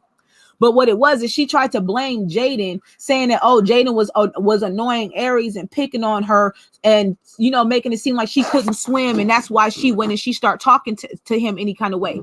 So me, I always pull family meetings, Ohana meetings. I'm like, all right, I call Aries and Jaden in there. I start asking them what they think and what they talking about. Aries flat out said that her mama was not telling the truth. And that she had been wanting to ask her why she did that to him in the first place. No, it's a whole big plethora of that story that I would love to go into, but just for the fact that it's a minor involved, I'm not even going to do that. But at the end of the day, I seen something in that day that let me know who she had been that whole time. So while I'm talking to everybody, getting their side about stuff, you know, when I'm talking, I love to get this eye contact. So, you know, I'm here with you, you know, I hear you, you know what I'm saying? And so I'm talking to my son and my back is turned to her. She's behind me. You know what I'm saying? So I'm talking to him, making sure he's seen me and that he knows he's heard. So at first when he's talking, he's real strong in his voice. Then he just start kind of timbering back and then he just shook his head. And that's me all day. Right there, when that happens, I know I'm frustrated and I just give up. I don't even want to talk no more. So I'm like, why is he doing that? I'm looking at him. I look back. She is giving him one of the most evil, intimidating looks. I ain't never seen that girl looking like that before. She showing hell ain't never looked at me like that. And I'm going to pull up a picture of my mama to show you doing it that I didn't even know I had. So as soon as I turned around and I seen that, because, you know, we on the third story. I seen that and I went and I sat right in front of my son. And I said, Jaden, you keep talking and look at the back of my head. You ain't going to ever have to see that face again. And I looked her dead in her eyes and I said, now look at me like that. Give me the same eyes. Give me that same look that you looking at him with that you ain't never fixed your eyes to look at. Do it. I dare you. You know she fixed them eyes so goddamn quick. She fixed them. I mean, got them together. I was finna spear her through man, look. Whoop her ass for everything. I was finna do it, but I know what I would have lost, and I didn't. She's yelling, cussing. I'm asking her to stop yelling, stop cussing, stop doing this, and she just can't. And I'm like, you can't even see how I'm in control of you right now. I'm so in control of you. Like, The way that I handled her leaving, her exiting, is all of this other stuff. Because mind you, like, one of her brothers threatened me and my son because they tried to sit there and blame the fact of her daughter feeling how she felt on Jaden, like he did something wrong. When this is stuff that this girl been doing since the first grade, since her mama been in that abusive relationship, trying to, coerce her into lying and stuff. And so he, her brother, who's a gang member, gonna threaten me like I don't do voodoo and like I won't put the whole family in a jar by the train tracks. Okay, so we're gonna just leave that right there, anyways, because they over there. So fast forward, the day come when all of this stuff is going on, and I'm like, you know what, I'm really done. I'm good. You can go. You can get your stuff. You can leave. You can get the hell out of my house. Because I don't believe you and I don't trust you or nothing. Now, mind you, this is coming 3 weeks after a month after I cut my mama off completely. This gift that I unlocked within myself to be able to ask these questions, I have been asking since I've had it. Does my mama love me? And my body has always told me no. Always. It's never changed. So I'm just like, okay, why? How? Once I started to find out the things that I had went through in my abuse, what I was talking to you about on the phone, I'm not going to get all into that, but what I was talking to you about on the phone, I realized my mom had been pretending to love me for 29 years. Pretending. So because my mom was pretending to love me all those years, this is the only reason why people were able to be in my life pretending to love me. This is the only reason why people were able to come into my life and gaslight me or do any of this. Because in my relationship with Ambry, them walking on eggshells was serious. It was to the point where I was having panic attacks like every other month.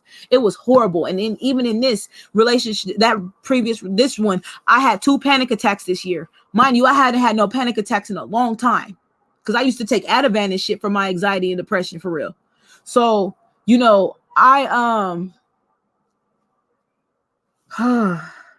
once I cut my mom. Hold up. It's crazy you're mentioning panic attacks because the whole time I was in that house, I was experiencing the heart palpitations and panic attacks and shortness of breath. And I was talking to my sister that I told you was like a scholar in narcissism. Yeah. And she said, that's because of the energy of those type of people. She said they will cause you. She said, I have panic attacks. And the whole time that I was with my son's father, which is a narc, I was having panic attacks all the time. And I was like, that's crazy because I had all that pent up. You have all this pent up energy because really, like when I was talking about the eggshells and stuff, feeling like you got to walk on eggshells and try not to like set a person off or, you know what I mean? Things like that. That stuff will cause panic attacks too, because it's all that energy that you need to really honestly be releasing, all of those feelings that you really need to be open and talking about with that person that's doing that to you. You can't do it. Yeah. Well, you can, but you feel like you can't. And even if you did, they would stonewall you. So it's not like it would do anything. And see that with that right. And see, with that situation, I went through that whole eggshell shit a lot with my previous ex before this one that just left. Like, you know what I'm saying? And I learned from that relationship to never keep my mouth shut. If something bothered me, I don't give a fuck how small, how big, I'm gonna tell you about it. I'm gonna come in the most loving, kind, gentle way I can, but you're gonna hear this because I would go through so much to try and keep peace in that 400 square foot studio, all for just it to just blow up in my goddamn face like that. And I was just like, I'm never doing that again. So in this relationship, I was very much more vocal when things would bother me, when things would whatever. You get what I'm saying? And like this, like, and it's so crazy too, because like I said, we got married. Me and Victoria, we got married. We went and we had our ceremony and everything else like that. I still have the Snapchat video of the lady explaining everything for us to do to make sure our paperwork was valid and all of that stuff. Because I already was against doing the paperwork thing because, you know, corporation, all that shit. But I loved her enough to, you know, just fuck it. Let's do it. You know what I'm saying? So we followed all their instructions. And after we had our ceremony and went to turn our paperwork in, they disqualified it. And from that day forward, I had been trying to figure out if that was on purpose or an accident. And it was clearly meant to be that way because she was with me for the wrong reasons. She was just with the idea of me. So I luckily didn't have to come out of pocket all them thousands of dollars and have to fight to do this or that to get her away from me or nothing. You get what I'm saying? I dodged that bullet. My ancestors was like, no, that's not it. Because like the person that she was, I don't even know who that is. That was not my friend. And if that's who she has been this whole time and she just hid herself, well, that shit's really fucking scary. That shit is really scary, really horrible. They do that. They have different faces with different people. And see, everything they do is to benefit themselves. It's never, even when it comes to their own children, they will literally use their children to get what they need for themselves, because that's what it's all about them. It's not about nobody else.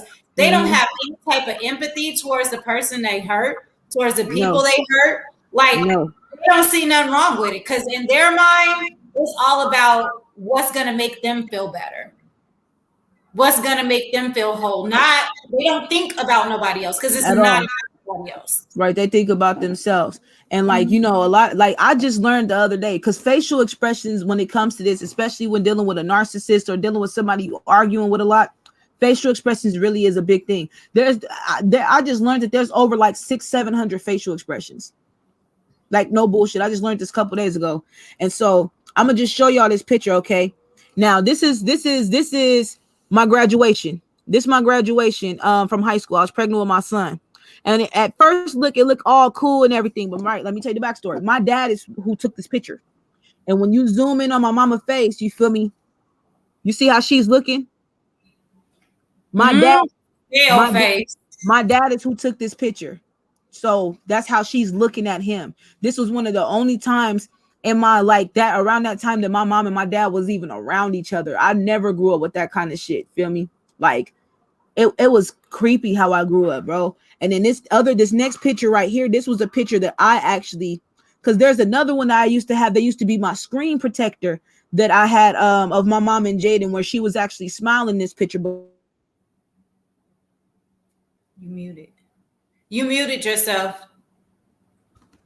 So this one right here, and you remember I told you my mom got all them boils on her face and different stuff because she's really evil.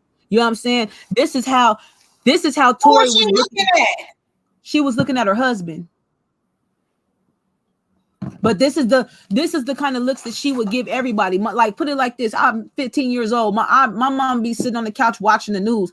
I'm trying to come in there and talk to her, ask her stuff, and she's sitting there ignoring me like I'm dead, bro. Like, I'm pushing her, shoving her, like, Mom, I'm trying to talk to you, and she's ignoring me. Like, that's the kind of shit I grew up with.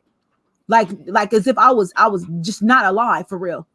So that's the kind of looks I grew up with. So when I look back and I seen that was the look she had on her face behind my back when my baby was talking, you got to understand that was the biggest trigger. And that was the one that really could have sent me overboard and sent me to jail. Like, I was finna mop her shit just because of that.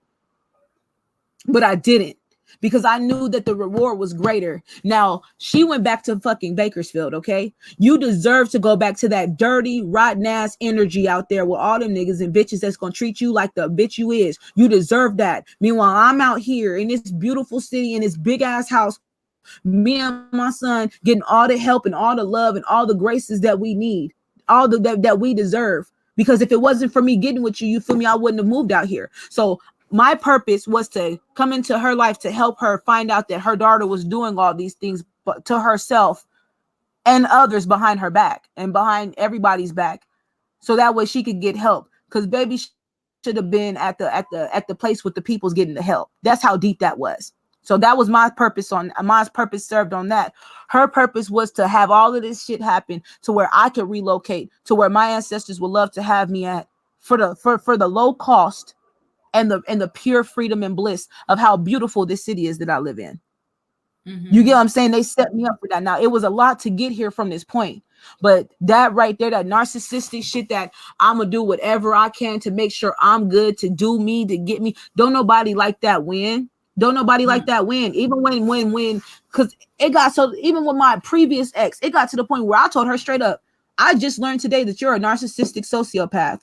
And pretty damn soon we're gonna be done dealing with each other. And when I said that, she kind of looked at me like, how'd you figure me out? I'm like, bro, I research your attitude, I research your ways, I'll research how you talk, I research the things that you do. I'm not no dummy. For one, You know, I only learned about sapiosexualism because the girl would try and deprive me of different stuff and do different things. So, oh, and her excuses was, oh, I'm sapiosexual, or I'm this, or I'm this. So me thinking that that's the reasons, I'm gonna go research those so that way I can fit you. But it was never that. It was never to fit. She was doing that kind of stuff to like play me along the way, to groom me. She was grooming me to make sure that I would do, Not right now, I'm on my phone. She was grooming me to get it to where I would do anything and everything basically to serve her, to cater for her. You get what I'm saying? When she would be go. No, it's that the street lights is on. Boy, old school, get on. I don't know why he thought he was finna go outside. She said street lights is on. Old school. Right. No, you know what I'm saying? Like, so that's where that came from. So I just like, you know, I'm not gonna ever do nothing like that. I just can't. Like, I can't let nobody get me like that. And Tori was trying to do that shit with me, you know what I'm saying? And it's just like, ever since the day that I told my mom, like, I'm done. I denounced me as your daughter. I denounced me. I'm not dealing with anything that got to do with you. I'm good. Ever since then, so many people who were narcs, so many people who were gaslighters, so many people who were fake, whose love for me was fake, whose feelings towards me were fake, got cut off out of my life completely. Because that main source, that woman who birthed me here, who had been pretending to love me my whole life, got cut off and did not make it into my 30th year. Well, so the good thing is that I'm so glad that you didn't stay in that. You know what I mean? Because some people, they have these soul ties and they get into, you know, situations. Even for myself, I was proud of myself for walking away. You know, it didn't take long. I'm proud of you too. But I mean, I'm saying that because you should be proud of yourself too, because you didn't stay. Like, you could have easily been like, well, we got married and everybody know, and being ashamed to leave and all that stuff because of what people may think. No, but I'm just saying, some people out here. No, I'm already knowing. That would have been the old me. That would have been, if I would have flip-flopped them relationships around, that would have definitely happened. I know me. Like, I promise, you hitting on the nose with that shit. Because I was with Amber for almost 4 years and was going through that kind of stuff the whole time. She, like, to the point where she was cheating on me behind my back and did not know. Like, I did not know. I had absolutely no idea what she was doing because I believed her so much. I believed her. I believed she was for me. Like, you know, we in that small ass studio and, you know, she would wake up hella early and be in the bathroom. And I'm like, you know, I'll always wake up and she went in the bed with me and it was starting to bother me. I'm just like, why you always be up in the bathroom? Like, what's wrong with you? And she was just like, I just like to get my peace before, you know, the kids wake up or whatever. In my mind, I'm like, you know, I know we live in a studio. I'm kind of ashamed of that because that was the smallest place I've ever had. But I'm just like, you know, I believed her. Like, okay, get your peace, do your thing. The whole time she in there sending bust downs, everything, the videos and stuff that people half of Bakersfield got the whole little stuff in their phone and shit like that. Like, really on some whole shit. Nasty the whole time. It was like the day that I finally broke up with her and told her she needed to leave my house. It was like that was my last night laying in the bed next to her. I'm on one side, she on the other side, like how you was talking about. And I started hearing her voice throughout the house, like text messages, like, oh, don't call back, I'm finna leave, or don't send nothing else, or don't do this. Like, everything start playing around me that she had been going on. Then on top of that, she had a dream catcher in my bathroom. We had dream catchers all around the house, but she had a dream catcher in the bathroom. Now, after she left my house and gone on about her life, whatever she went to, whatever, like, I start talking to this nigga that was Muslim. And he told me when he seen it in the bathroom, he was just like, you know, dream catchers don't just catch dreams, they catch fantasies too. When he said that opened my whole awareness to, yo, she had the dream catcher in the bathroom catching all that energy of what she was doing behind my back. Then I found a whole bunch of little vials that had molded black flowers and roses, like moldy roses and waters. And she was putting spells on me up in that motherfucker. Like, she was really doing some dark ass shit. Her energy was gross to the point where she would be going, because, you know, we was doing our divine essence thing. She would be going and she would be mixing up soap scrubs and all this other stuff. And within 2 days, the shit had black mold in it, selling it to people. Almost could have messed up my whole business and stuff. And it's just like, you know, even with this situation, and that's that. Even with this situation now, like, I just invested in this girl a whole vegan bakery. Like, I'm put my bread into it and everything else like that, because, you know, we're trying to do these businesses together. And I got all this shit now. It's all mine.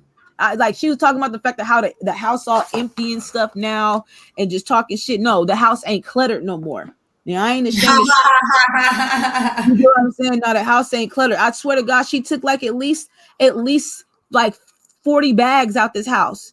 Even Ambry in my old studio, like 40 bags. They was hoarders. People who are narcissistic, they're hoarders. Like they have different type of things. And even if they don't hoard a whole bunch of stuff, like it's something about them that's over excessive and grandiose. Like they have to, because it's a lot of fucking energy. It takes so much more energy to be evil than it takes to be good.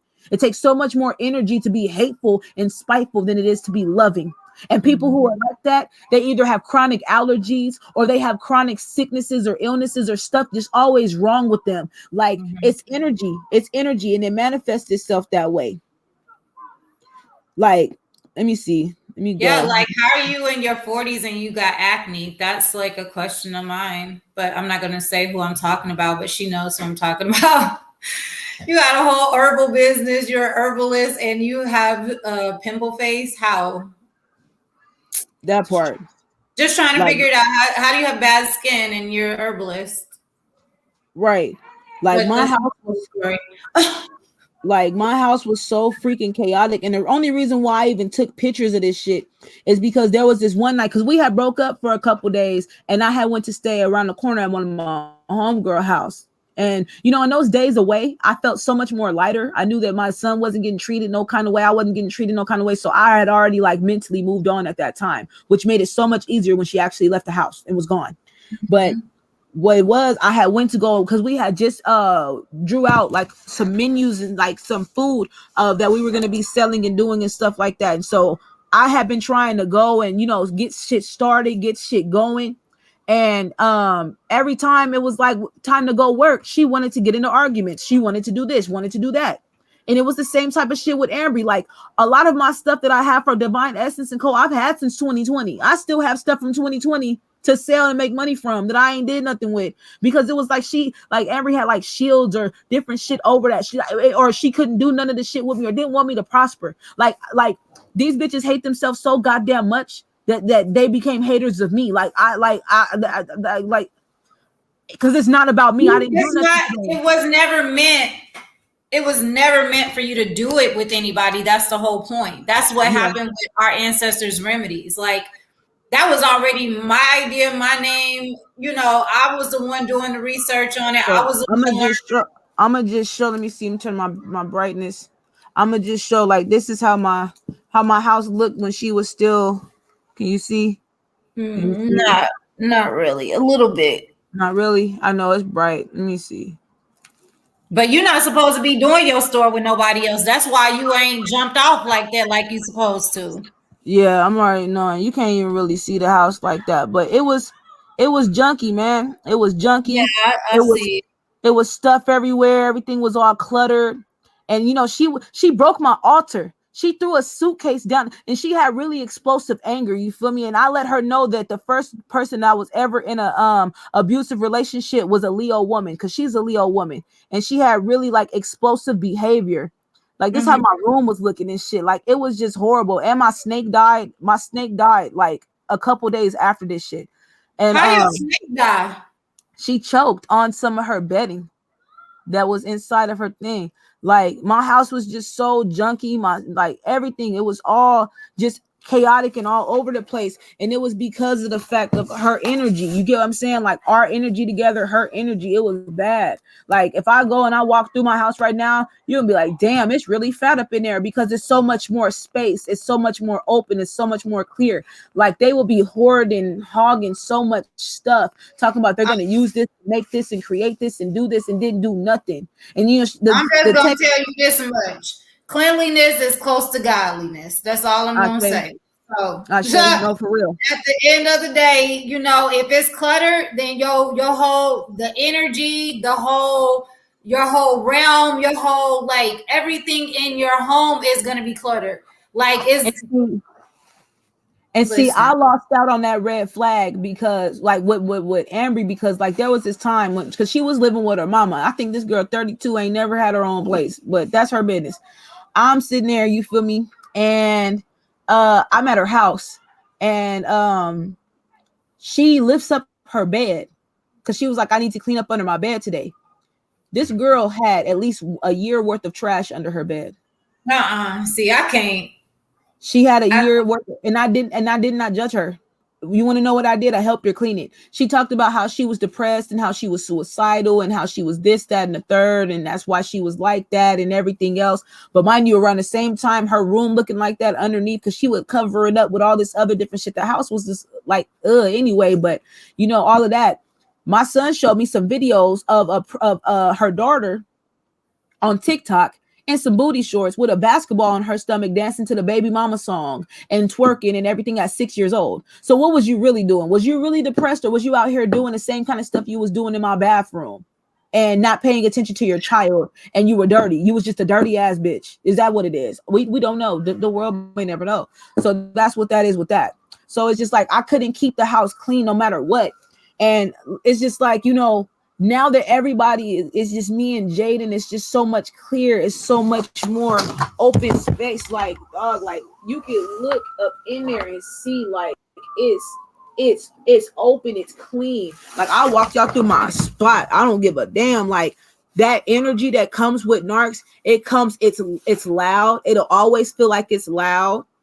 Wherever you are, it'll always feel like it's some chaotic ass energy around. Even if it's just y'all, it will always seem like there's just something going on that's just all over the place with it.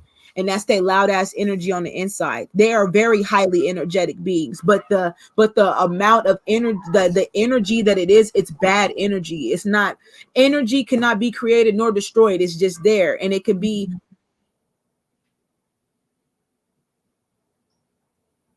this or that, or positive or balanced, whatever. But when it comes to a narcissist, somebody who loves themselves so much more, and then, you know, a lot of narcissistic behavior comes from people who have been abused, or people who have been, you know, mistreated, or, you know, just different things, neglect and abuse in childhood. But then you have some who just plain out, they were just born like that and they don't give a damn. That you have that too. So it can really come a dime. Or they was raised by one and they picked up that behavior from the person that they was raised by. Yep. But at the end of the day, that doesn't mean that you go think you can heal them. That's a big thing that we got to learn. You can't heal people. People have to want to heal within themselves. There's nothing you can do to try to change a person's behavior or characteristics, or, you know, sorrow or suffering that they're doing in the inside. That's something that they're going to want to have to change on their own and heal on their own, get help and seek help on their own. You can't fix nobody like that. You can't. You will try and do that to your grave. Mm-hmm. Like that shit will take you down. They will take you down to the pits of hell where they are, because they have to have this inflated sense of self-love and self-worth and putting them over everybody else, because they've really either been put really last in life or whatever. And it's like, it's crazy, because the type of lifestyle that I had, the type of childhood that I have, I honestly should be an narc. I'm not even gonna lie. Like, I really look at myself like, yo, I should be out here a narc. I should be out here on all kind of shit because of what I went through. But I've always just chosen to take that higher route. I've always just and didn't even know that that's what I was doing. I had absolutely no idea. I should be out here just as messed up as everybody else, for real. But I still have love in my heart. And, you know, even in times of being lonely or feeling alone, I'll look out to the trees. I'll look out to the everything, because I have a connection to everything around me now. If I wasn't connected spiritually and connected, you know, visually to everything, and knowing that I was a bigger part of all of that, I would probably be really messed up out here, especially after these 2 relationships that I've been through. And because these were the relationships that I was in awakened. Mm-hmm. Embryo relationship, this is the anytime before that I was still in church. I was still, you know what I'm saying, I was asleep. I was in these relationships awakened and aware and everything else like that. And I've learned so much over the time of going through those things, of who and what to do and what not. And I'm not going healing nobody. I'm gonna need you to come fixed. I'm gonna need you to come either fixed enough, or I'm gonna need to see that you actually take accountability for your own life, for your own actions, and that you have the proper notions to self-heal within yourself. I'm not doing it. That's not for me. You want to know who I'll go help willingly? A stranger. You want to know who I help willingly? If I see somebody that just needs help or cry for help on Facebook, and I can go in there and just love on them real quick, all in their inbox, and get on about my life. You get what I'm saying? Other than that, ain't no build a bitch workshop, ain't no fix a nigga workshop, ain't no none of that. No, I'm building me, I'm fixing me, I'm working on myself. This is where I'm choosing to be a narcissist. I'm choosing to be a narcissist in the sense of self-love, because that's all that it is. But it's the way that you love yourself. I love me enough to make sure that I don't ever not love me enough to put nobody else ahead of me, like how I did for them to be able to hurt me or my child. I have enough self-love within me now to not have to ever feel like I have to do this, that, or the third for somebody to love me or be with me. I see that I'm the prize. I'm the cake, cookies, and the cobblers. Okay, I'm all that. I'm all that because I really have a good spirit. So this is my time to be a narc. I'm single. I'm by myself. Like, but I'm by myself, but I'm surrounded by plenty. You get what I'm saying? And that's just what it is. So there are positives and negatives to it. It's all on how you go about it. What's the deal? Well, self-love, honestly, as long as you love yourself and you have love for yourself in a healthy way, in a healthy manner, then you're not going to want to hurt nobody else. Okay? At all. I don't wish to hurt nobody. How you treat yourself is how you want to treat others around you. If you really genuinely love yourself and love the healthiness in love. If you not healthily loving yourself, then you going to unhealthily fake love somebody else because you're not happy within yourself. So you got to heal within yourself. As long as you really loving yourself in a healthy manner, then you can share that love with everybody else. But what it is people are not, they don't love themselves. And it's that fake love that they have within themselves. And they start hurting other people because they don't really love themselves. People that are hurt other people. People that are healed, they heal other people. That's just what hurt people, and healed people heal people. Let's get it. Period. Hey, we don't drink to that. And we gonna end it on that note. Real with you. That's what it is. Ashay, because look, I'm gonna tell you this right now about somebody like me. You feel me? I got this big Taurus energy in that sun. I got that moon in Aquarius, which we share that. So you already know we share that. We ain't even got to talk about it. What's understood? Aquarius moons here, period. That part, okay? Because that detachment is there quickly. Once we over it, we over it, dog. It ain't going back. Talking about again. Period. And ain't no next lifetime. Ain't no Erykah Badu. No more lifetimes, nigga. Nothing. None. And then I got that Libra rising. So I got that Taurus, that Mercury in Taurus. So I got a lot of that. What's up with it? I got a lot of that, that love energy in me. That's just me. That's just who I is. Like, that's really what I be on. So that's why I'm just like, you feel me? I need 50 wives that I could just love on, that can love each other. And we all just love. Like, I'm figuring out that these are things that I wish to just be on. Like, and I don't gotta really have all the wives, because you know how I feel about polygamy, but these niggas ain't doing it right. They got females fighting each other. No, everybody's in love. Oh my God. I can right now.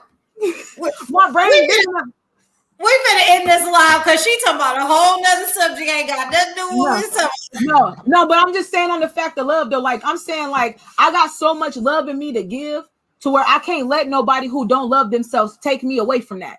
That's all I'm saying to say that. You feel me? Like, I can't do that because I was put on this earth to love. Love is what's going to heal this planet. There's already enough bad shit going on the ground, underneath the ground, all around the grounds. There's already enough of that. So true, genuine affection, true, genuine love and regard for others, respect. For one, like I said, the etymology of the word respect is relationship. Mm-hmm. So it's a lot of people right now that are getting disrespected. You're not in a relationship, and you're like, that's what that is. So me knowing these words and what they really mean and what they really own, it's just like I gotta, keep that as my go-to on, because a lot of things in this world could have made me not love nobody and hate everybody and be mean and somewhere on drugs and somewhere like I really, now you can see it's all. He in there with all his friends and stuff. And see, even that, like, She was displaying characteristics of the fact she really don't like kids. Like she would be mean when his company would come over, and she would make her daughter like go in the room away from everybody and be antisocial. Like what you were saying about how, the dude would be downstairs and y'all would be upstairs, hanging or doing whatever. That's the kind of shit that she would be doing too. She would always make her go sit by herself whenever Jaden wanted to play with her or, do something. She would make her go do something else, or they would do something else. And even like on our birthdays, our birthdays this year, me and Jaden gotta we finna turn up. We finna hop on somebody's flight and go see something. I'm finna give us back both our birthdays because them two made our birthdays trash. Meanwhile, their birthdays last year was just beautiful and abundant and everything else like that. Our birthdays last year when everybody was first all together was cool, but towards that end, when they really was just showing who they were and what they were and what they was on, it was just horrible. Like, you got to reclaim all your energy back after that kind of stuff. Don't give them nothing to feed off of. Don't give no arguments. Don't give no nothing. Like, I swear I've been so calm and cool and collective about everything that's been going on. And we've been communicating through email too, because I blocked her on everything and I got a new number. So you really can't find me. You really can't say nothing to me. You got to get hit with these emails. I emailed the shit out of her to communicate until I ain't got to email her no more and I could block her from that. Mm-hmm. But that kind of energy is not good for nobody. Do not be around nobody that loves themselves so much enough that they have no care or regard for not even care, because the word care means anxiety and sorrow. Right. So literally we're on my last note, like I'm gonna give this because this is something I've been trying to operate out of for a while now, ever since I learned it. The word care means sorrow, grief, and anxiety and all this other stuff. So to take care of someone, the word of means off and away from. So to take care of someone means to take sorrow, grief, and anxiety off and away from the next person. That's what it means to take care of somebody. So if somebody is making you feel sorrow and grief and anxiety, they're not taking care of you. Why are you there still? This illusion of not being able to move, this illusion of not being able to get over them or not being able to move on, even in domestic violence relationships where you feel like you're unsafe, you can find safety. You can find shelter. You can find a way out. You are strong enough. You are wise enough. You are intelligent enough. Like, they get beat down. People in these kind of abusive relationships and stuff with narcs or just physical violence and whatever, they try and beat you down mentally, because if they can get you here, they can get you here. Mm-hmm. You know what I'm saying? Don't let that get to you. I'm here to tell you right now, you can heal, you can get through all of those situations, and you can find help. You are not powerless. As soon as you get that person out the pocket and out the way, you will be able to make moves. Things will open up for you, doors. A whole bunch of us be having blessings, and opportunities waiting up, like backed up on traffic on the highway. It be backed up in traffic because our look, what they say, cleanliness is next to godliness, and God don't bless no mess. Okay, she ain't blessing no mess. She ain't blessing no. She ain't blessing no mess. Feel me? Period. So when we come up to it, we got to get that shit cleared out. We got to get that shit cleared out, so that way all of our stuff can flow. It's all about flow. You got to think we are water beings. We have more water in our body, around us, than we have anything. So we have to think about the flow. Like, those are blockages. That's blocking up your chakras. And you got to remember, like, we all got to remember too, these chakras got demons: root, fear; sacral, guilt; solar plexus, shame; heart, grief; throat, lies; third eye, illusion; crown, attachments that are no good for us. Yep. It's all about balance. All about balance. You got to go down the chain of command to see if that individual that you're dealing with, or individuals, or whatever, whether it's family, friends, relationships, whatever it is, you got to see if they trying to hit at them.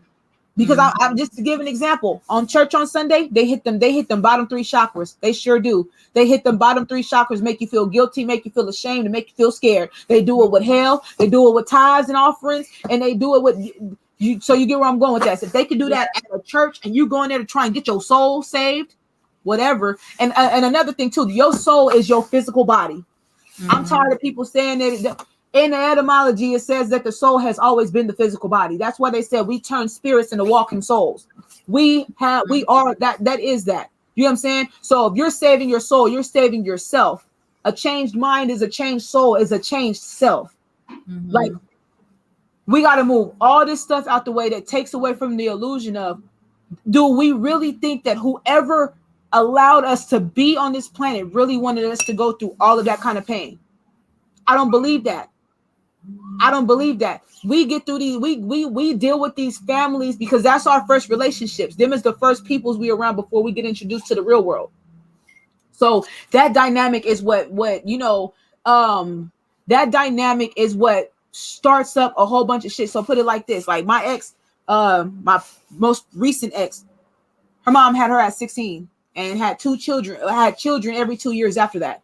My mom had me at 30. I was her last child. So it's already two different mind frames. I don't know how she had to grow up or what she really had to go through. And I don't blame her, honestly, for being the way that she is, because I know her life story and what she's going through and everything else like that. Even though she wants to throw what happened to me in my face, that's cool. I'm healing though. Are you? I'm still capable of love. Are you? I don't gotta lie to nobody. Are you? If I wanted to give if I wish to give my heart and my love to somebody right now, they can have a whole healed me that will never hurt them or wrong them and that will take care of them. Could you give somebody else that same thing? It all boils down to who you're gonna be after you leave that situation, who you're gonna be after the storm clears out. Mm-hmm. You don't have to deal with none of that. You're not in an illusion. You can move, you can leave, you can get on, you will get help. Doors will be open, windows will be open, shutters will be open, opportunity will come. You just have to find that strength within you to go. Okay, because I'm tired of seeing women and men and children end up in graves behind people who really claim to love them but don't. I hate it. I think a lot of the times that, to interject, I think a lot of the times we lose who we are, and if we're going to embody who we are, that childlike being that is still inside of us is what you have to connect to.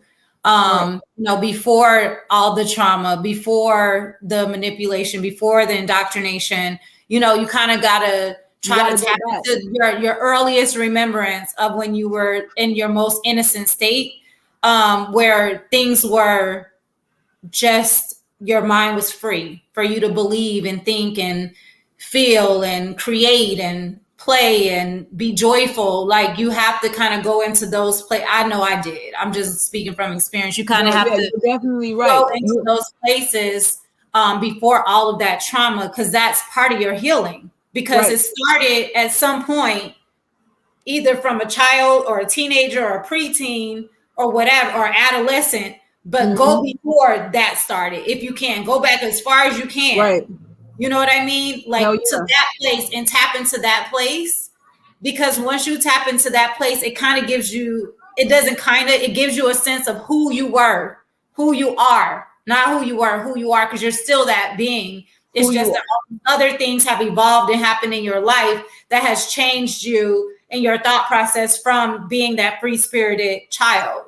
And that's another form of shadow work too. I just learned that because I've been more and more expanding, learning from my friends too, like on shadow work. So the you that you were before that abuse and that trauma, the you that you were before all those things, that's your shadow too. All of those broken dreams, all of those, any of that stuff, that is always there. It's all a part of you. She's always there. He's always been there. They've never went away. Yep. We just overshadowed them with the trauma, with the, with the hurt, with the pain, with the abuse, with, you know what I mean? So that child is still there deep down inside of you. You just overshadowed it with all, it's been cluttered because of all of the trauma, drama, all this other stuff that you dealt with. So basically that's been the biggest thing that helped me. I'm gonna be honest. Cause I remember, me and my child state and how much of a helper, it's still carried on through life. I'm still a helper, still want to be there for people, still, no matter how much they hurt me or do whatever, I'm still, because we are source. We have that's what I'm saying. We got so much love to give because we created it. We have so much of everything to give because we created it. And us choosing to walk in that Godhead, you feel me? That Godhead, us choosing to do that is going to make our sources unlimited. To where we can, somebody can come and think that they drained us for 10 years and watch us get 50 more years added on to our life, of greatness, 50 more years of 50 years worth of blessings in a week. You get what I'm saying? Anything can change up or switch up like that. Yep. Like, I swear everything that you're saying is so on point. It's so on point. And even like when I was telling you about what I discovered about my childhood, I feel like my ancestors is letting me know that I have a completely clean slate to where I can really legitly recreate myself to be anything. Look at him. Anything and everything that I wish to be, because like I said, my abuse started at 10 months old. 4 years old. It started at 4, but it commenced at 10 months. That was the first time my mom got a kick out of seeing me hurt. You get what I'm saying? So going through all of that, knowing that I just really never had no fair fighting chance, all those days that may have been missed, because when we go through traumatic situations, all of that shit gets sent to the amygdala. And they say that the amygdala is not accessible. I feel like that's bullshit. That's bullshit. I'll tell you why. And this is my correlation to because I don't do the whole Jesus thing, but when it comes to the whole story of the Yahshua and the going back to and coming back to save or whatever, I have a whole completely different synopsis of it. You feel me? What it is I've gone back in time through that pain. A lot of people can't sit with the shit they've been through. It hurts too much. Oh my God. I always hear that it hurts too much. It's too painful and I'm too triggered. All this stuff. Man, I didn't sat beside myself and watch me get fucked up out here. I have been able to sit and see actually what happened to me because I'm not afraid. What can I be afraid of? That's shadow work. You have to be able to sit with it. Go through the experience and actually feel through the experience. And that's why a lot of people don't do the shadow work. Exactly. Because they're not ready to do it. And that's crazy because I was able to go back to 10 months old and see me on that kitchen floor, seeing what my mama did to me type shit. You get 10 months old. I'm able to go back that far. I damn near could probably go back to how it was being inside her womb. Cause I promise, I feel like my mama probably used to punch herself in the stomach and all kind of shit. Like I wouldn't put nothing past it. Terrence Howard did that. He actually did. Terrence Howard spoke on when he remembered being in his mom's womb. Wow. Yeah. I shared the video. Like if I go back, tag me in that so I can watch that for real, because I really feel like that's what kind of stuff was going on. It's in my YouTube shorts. On your YouTube? I shared it here. All right, I'm definitely hopping off on that when we get off here. But that's what I'm saying. Like going back in time, seeing all of that, you got to go back and you got to save yourself. You got to tap into that God-like state, and you got to go back and save yourself. And do that Jacob's ladder and bring you up to this stage, because a lot of us are suffering from arrested development, which is why it's so easy for us to get locked up in our root chakra. It's so easy for us to just use drugs and sex and alcohol and all these other stuffs to numb the pain and just use those physicalities in order to be able to feel something, because we're so locked up from everything else. And it's because you have to really sit amongst that. Now, not everybody is strong enough to do that, but I wish. I'm looking at this full moon right now. I got my hands up. It's peace, pure prosperity. I wish for people to be able to find the strength to do it, so that way they can heal and stop hurting themselves. If I can have any type of influence on this world, influence meaning streaming ethereal power from the stars. If I could do that, it would be to stream through the consciousness of every being on this planet to let them know that they can heal, and that they can choose to heal, and they can choose to love, and that they can choose to be better no matter what situations they have gone through. Okay, I grew up with I grew up with a mom that's been trying to kill me since I was 4. And I still have so much love to give this world, to give the people. I have so much of me to share. And I love it. And I'm so glad she did everything she did to me. Her womb. I had to be born to somebody like that, though. I had to go to the darkest womb they had to offer. All this light I got. I had to be strong. You chose her. I chose. I had to choose. I had to choose that darkness so that way my light could manifest. You feel me? I had to. And and I see why my son chose me, because I'm the curse breaker. So with me and him, our relationship, our whole dynamic is different. And it's messed up because a lot of my mom's ways was rubbing off on me when I was younger. When Jaden was like maybe 2, 3, 4 years old. I was watching some videos in my old Gmail, just of different interactions between him and my mom. Because she would be playing with him like in the ways that she used to play with me. But now I'm realizing my mom would actually be abusing me but making it seem like she was playing. So when I went back in time and I watched the videos, I got triggered. I got triggered really bad. And I start crying and I start feeling really sad because there was something that I said that made me just, because I know it was something that my mom used to tell me. And I said something about me not being there for his comfort because he was crying about the fact that him and my mom playing. And I know that I am all here for his comfortability, for everything that he needs and so desires and stuff like that. But this is shit that I heard my mama saying to me all the years and stuff. So I thought that it was okay. A lot of stuff I thought it was okay because that was my crazy ass upbringing. But I'm undoing all of those constructs and not letting that shit hold me back or nothing, because my mom, she had to have hated herself. She had to have hated her life or do anything. Because I'm the only, like, aside from me, the only other brother I know that went through something was my oldest brother. And the only thing that he's 40 years old. He let me know that my mama was a colorist. He let me know about a situation where she came home with some food, some Long John Silvers. And he asked, he looking through the bag, seeing where his food is at. He was like, "Hey, mom, where my food at?" And she gonna tell him, "Oh, I only got food for my light-skinned children." So that's just a glimpse into what kind of woman I was birthed to. Mind you, I'm not light-skinned like that. And I'm darker. But my mom, like, she used to bleach my skin when I was a child. She used to give me bleach baths and perm my hair. I went through it. Like I said, Drea, I never even knew that this was me. I never knew I could have an afro. I would look at other people with afros and be like, damn, I wish my hair could be like that. It was just so straight and damaged from them perms. She started putting grown woman perms in my hair at 4. Oh, that happened to us at 5. My dad snapped on my mom. My biological father, he snapped. She, to this day, she talked about it, how he was snapping on her. Like, I'll be thinking back to that because me and my sister have always been able to have like long hair, healthy, thick, nice, greater hair, which we all have. But she like put a perm in our hair. I was like 5. My dad had a whole. I was steadily getting them. Like, I've passed out off of them before. Didn't go. It used to burn my scalp to hell. I never inner or overstood while we had to sit there crying with something burning our scalps. That was abuse that we went through. All of us that went through it with the perms, that was straight abuse. I feel like that should be our next live video. I got something to say. I got a whole bunch of see that Chris Rock documentary? Yeah, I seen that. I seen that shit. Hell listen, yeah. I stopped the whole perms once I watched that. I watched it when it first came out. And mind you, I ain't had no perm in my hair since for like hellas. It's been a long time. No, yeah, me too. It's been some years. It's been like maybe I had a perm. It's maybe like 5 years since I've had one. And you see, nigga, the my hair to the middle of my back.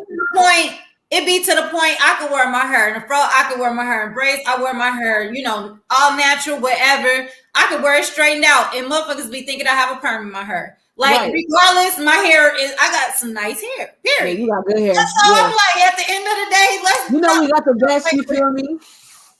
You remember when I had mine straight? I know it looked dope too. I was like, okay, sis. Period. Come through. That word.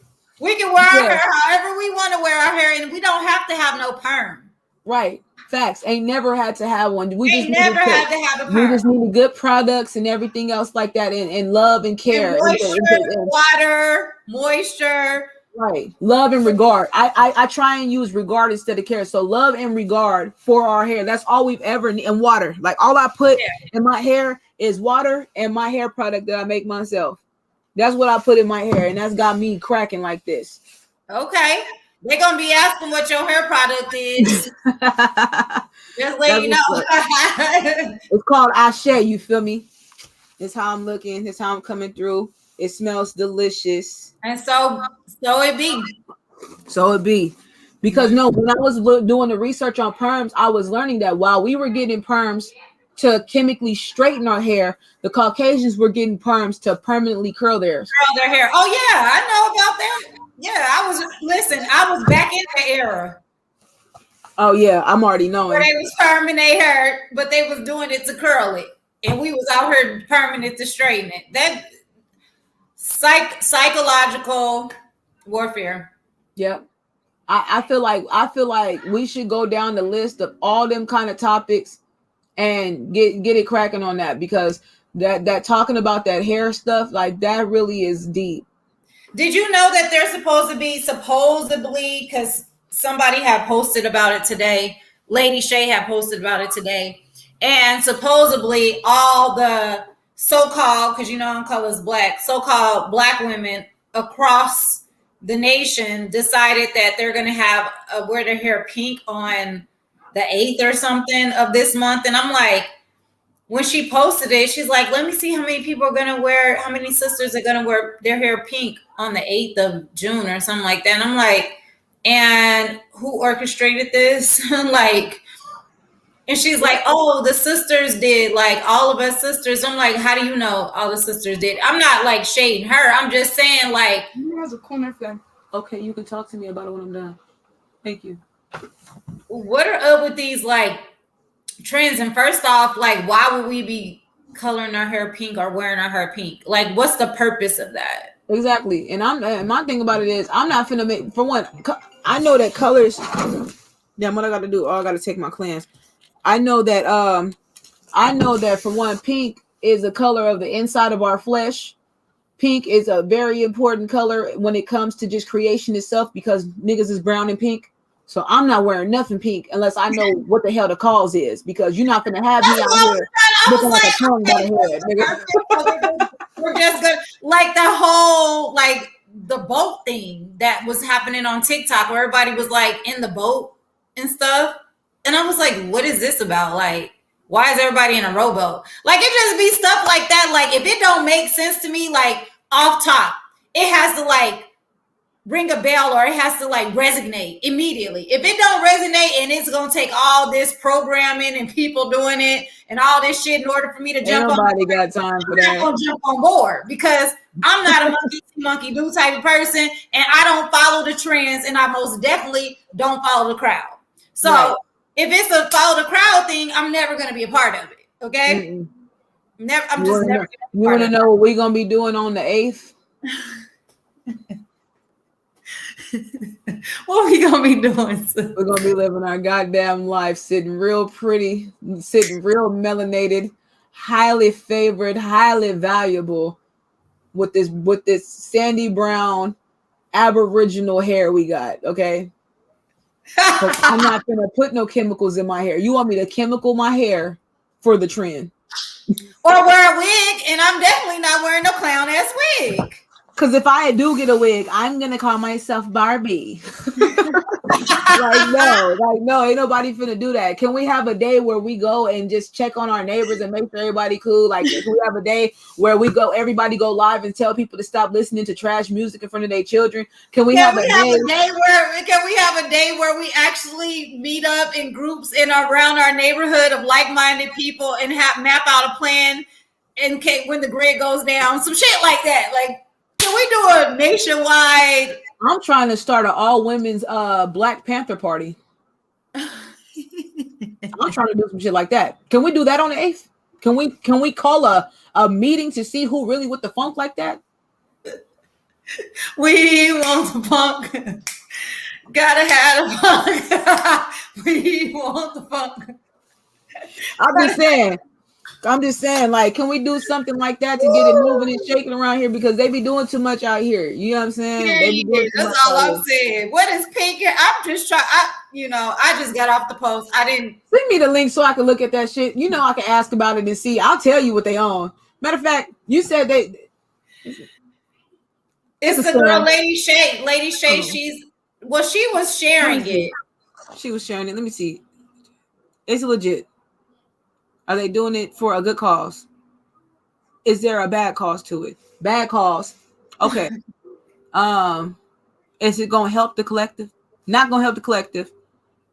Is they just doing it just to do it? They just doing something to do something. See, don't nobody got time for that. See, because niggas is really unlocking energy. Yeah, niggas is really unlocking gifts and can just ask something and just and get answers. Like, don't nobody got time for that. I told you when I read it, I literally like scrunched up my nose and I was like, hold up, Drea. See, I gotta stop myself from holding up though. No, okay? no, you do. Because my first mind be on point. Yes, you better stop holding out. I'm telling you. But these beings around this motherfucker. You remember when you try to stop motherfucking gifts. You remember when you said that you had that kind of like that feeling of like uncomfortability or whatever, like that fish out of water kind of sensation? Whenever some shit don't rub me right, that's oh hi Moth, look a fairy. Are you gonna land on my hand? Come on, get in the camera. You just gonna float by me? Look, I'm gonna show you the moon. You see? Oh, that's what's up. You see her floating? Oh, I see her. Uh-oh. Hey, little mama, how you doing? Little baby, how you doing? So, yeah, that's what I'm saying. Don't nobody got time for that. That fish out of water sensation, that feeling right there, that lets you know, like, my spirit don't agree. I can't subscribe to that. Yeah, and I don't be subscribing, and then I say something about it, and see, that's when I really be getting the problems. They ain't my problem, it's their problem. But, you know, they try to put it on me. And I be like, listen, I'm sorry, but Rashad done popped up again. What happened? Hey, that nigga got cloned. He got a white clone. He got a Caucasian clone. That nigga done popped. I don't know. Listen, I'm still waiting on all the details. I confirmed it. When I seen the dude talking, I'm like, yo, they didn't put this man consciousness into somebody else. But the nigga then did a live from so-called jail on the phone, which he's not in jail. But that's a whole nother story. Yes, I've been knowing this for a long time, and nobody told me this. But anyway, this nigga ain't in jail. But I'm gonna let them live with that. Anyway, supposedly he's calling on the phone telling people, and I hear y'all trying to say I'm cloned and da-da-da-da-da-da-da-da. I got the recording and everything. I'm literally finna do a whole breakdown. You want to be there? You know I want to be there. Okay, because that's the next live. And I got somebody doing research. I'm gonna drink some tea. And I got somebody digging up public records for me to prove that whole thing is a farce.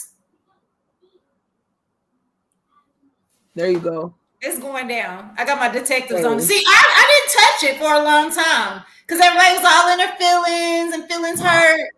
Oh, it's going down. I tell everybody that man is a pedophile. That man is a pedophile. It's going down. And I got some sisters that have personally experienced him on some predator stuff. Yep. That's going to be guessed. Oh yeah, it's going down because they should have never tried me. Right. And did I ever tell you about the time that he tried to project himself into my meditation?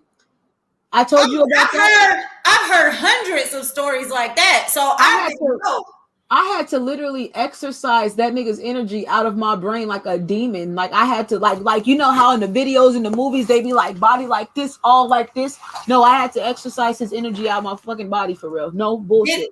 Did I ever tell you how him and his so-called wife was in mine? No. And he couldn't touch me. He could not touch me at all. Yeah, all he could do was try to sick. And then a recent one, he tried to sick some motherfuckers after me to hurt me. Wow. Yeah, all he could do was get real close like this to my ear and just talk. And he didn't have on. He was completely like just in a dark room with a fireplace. I'll never. I believe the reason why he keep trying is because we exposed him. We were the first ones. Me, you. I bet you if you spoke to RJ say he didn't have some experience. I promise you, everybody that exposed him on Facebook, because remember, before he was on Instagram and YouTube, he was on Facebook and we ran him off of there because we exposed who he really was. So he had to run to other platforms, and we didn't touch him on them platforms. We didn't go follow him on other platforms to warn everybody. We just literally stayed in our own lane warning people. Right. So now it's coming back out.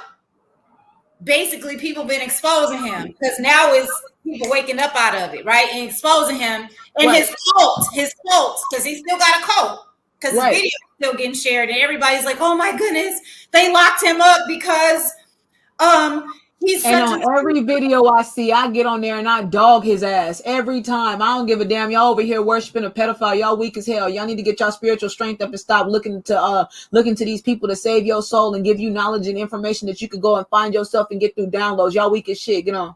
I and swear to God, I talk just like that. they steady making excuses, and well, he spread messages regardless if he plagiarized them, regardless if he got them from Malachi York, regardless if he got them from Phil Valentine. No, well, he never recited his sources. He said those were his downloads. When I mentioned the fact about him being a pedophile, a man with 3 daughters said, "Oh well, at least he was still giving knowledge." Okay, so you would let a man with knowledge go touch on your 3 children? You probably touch on your children, nasty bitch. I was the knowledge that he recited and memorized from Malachi York and Phil Valentine and Malachi York was a damn pedophile too. Brother was a pedophile. All of them were pedophiles. Every last one of them. That's why I made that song "Divine Wrath" for niggas like that. They are pedophiles. Not Bobby Hemmett. Oh, Bobby Hemmett. Now, no. Malachi York is. Oh, yeah. Malachi York, yeah. Is. Brother Polite is. Yeah. But see, that's the thing. When you sit up there and inhabit, and even if he took on the energy of Malachi York and was spreading his message, is no wonder why the same story came about. Yep. You taking on somebody else's energy, you take on the problem too. You gotta watch whose energy you inhabit. Because you become that person.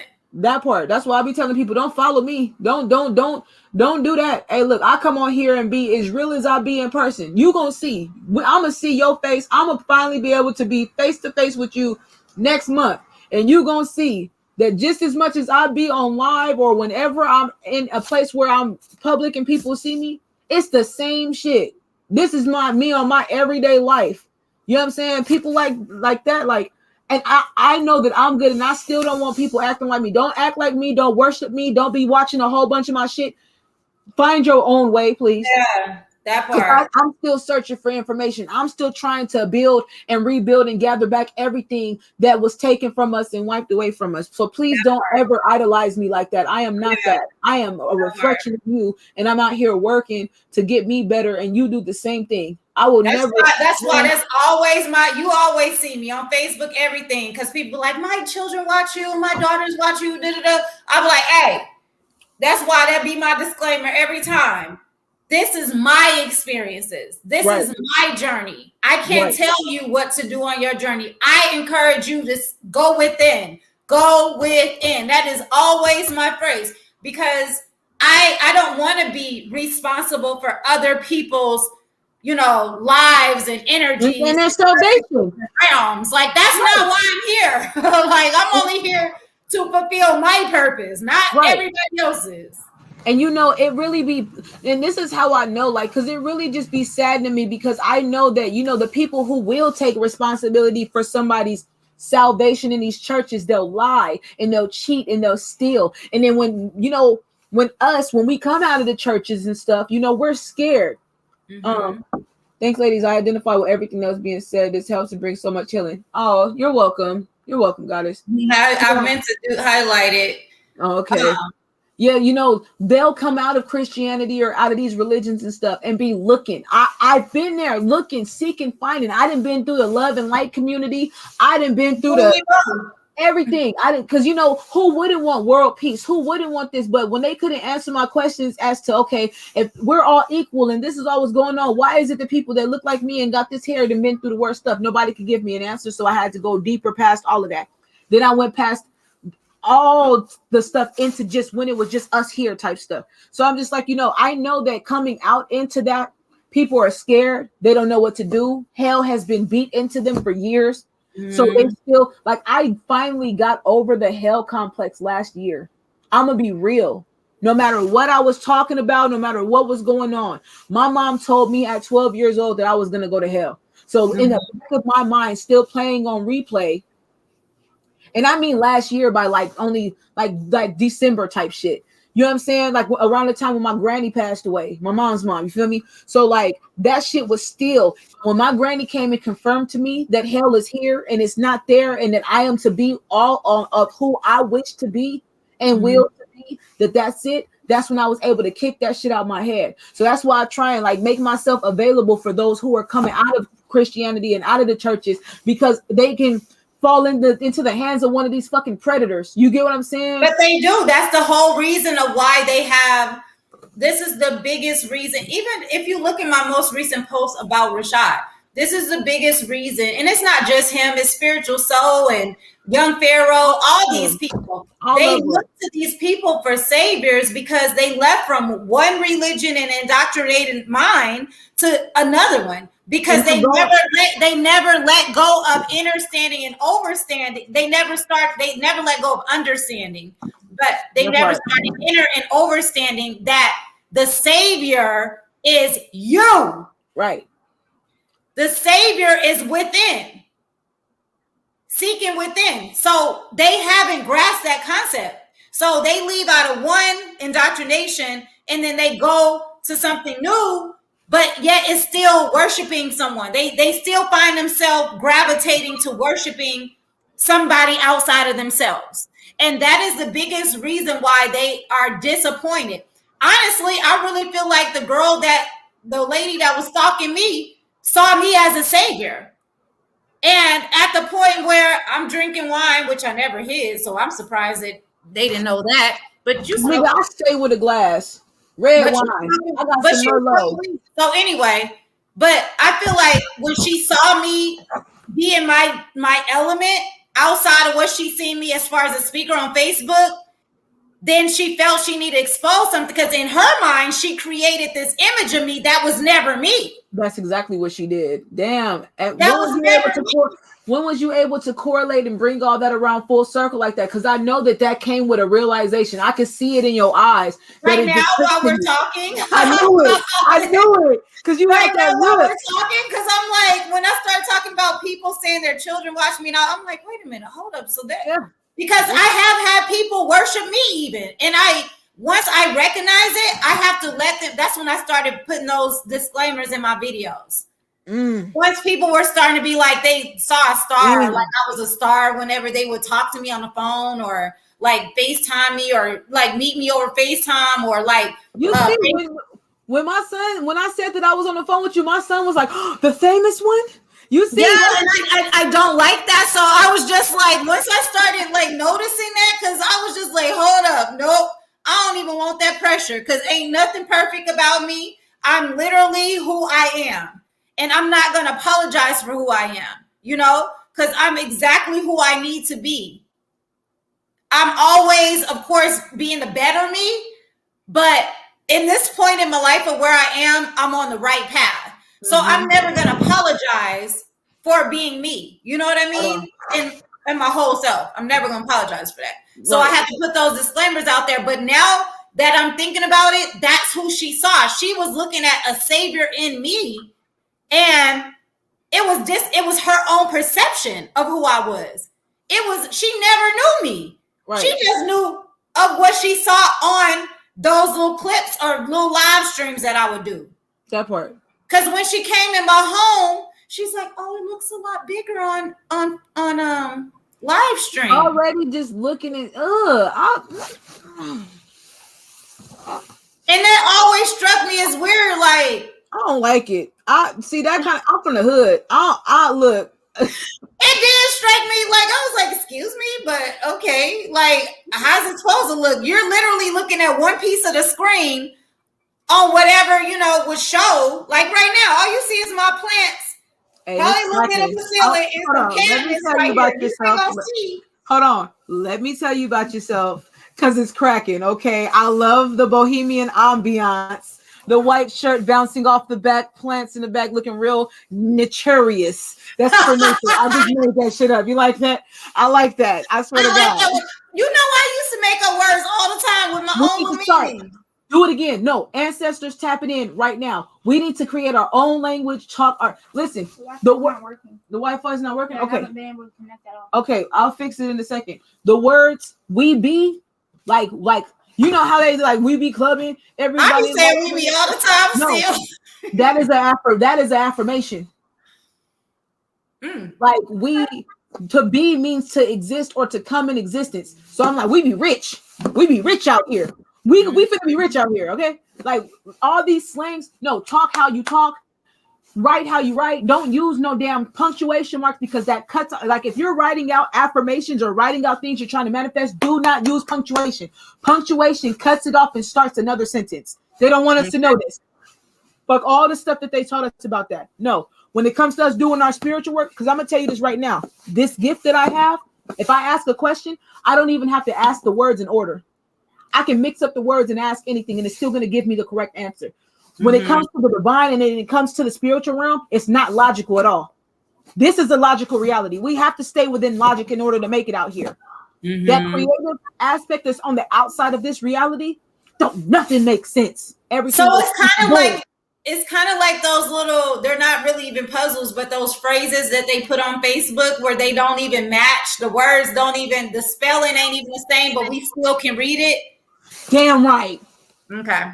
Damn right. You can write out affirmations like that and it's still going to hit because spirit created it all. Let's get it. Yeah. That's how we do that. So that way, that'll take us from out of that English language shit.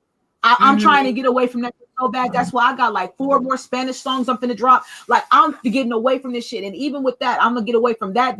And I'm finna start making music in Latin. I'm not playing no goddamn games. I'm not playing no games. All the spell movies. They got Latin. That you know what I'm saying? And they said it's a dead language, but they put it lively in all them shows. And you see shit moving around. And Latin is the parent to English, French, and Italian. So that's the mother language. Latin is a mother tongue. You know what I'm saying? Right. So create your own language, write your own language, your own letters. We are the source. So this is how we connect to this is why, like, okay, even with the situation of us all having our own journey, us all having our own place, this is a big, abundant place that we're in. So when it comes to it, like, we don't all have to do the same. It's not meant for us. If we was all doing the same thing, life wouldn't be fun. Yeah. What it is that you're doing that brings you the joy of what you do for people, that's for you. You were designed. You were perfectly created and made and designed for that. Nobody else could do what you're doing but you. And the goddesses and the powers that be, they anointed you in that. And it's the same with me and everybody else on here. Don't look to nobody else about what they're doing. It needs to be thousands of, it needs to be millions of us. It needs to be billions of us doing everything, doing all of it. You know what I'm saying? So, man, this is gonna be all smooth. I swear. I want to give this drop on the word worship because it's really big. Okay, so in the etymology of the word worship, the word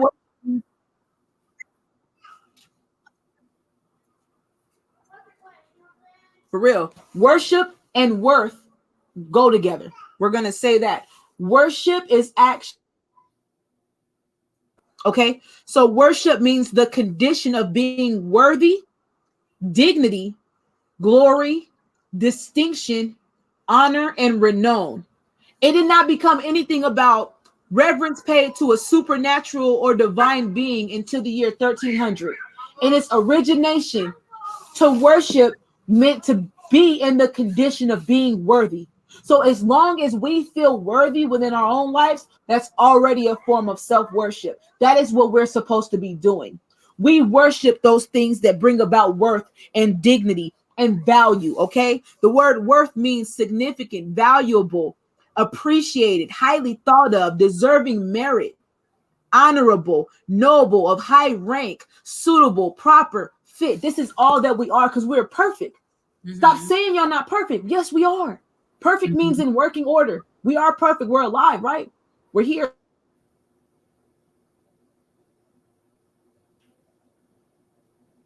Bree? Every time she's breaking down etymology, every time. Video. They said to strive for greatness and all this other stuff. Grace is God's unmerited love and divine favor and blessings and help. Okay, this is what Mother Earth has for us. This is what Mother Gaia, this is what the Mother energies have for us. They have grace. It is so free. It's still messing with her. I was trying to tell her, but she can't hear. Let me see. Let me text her.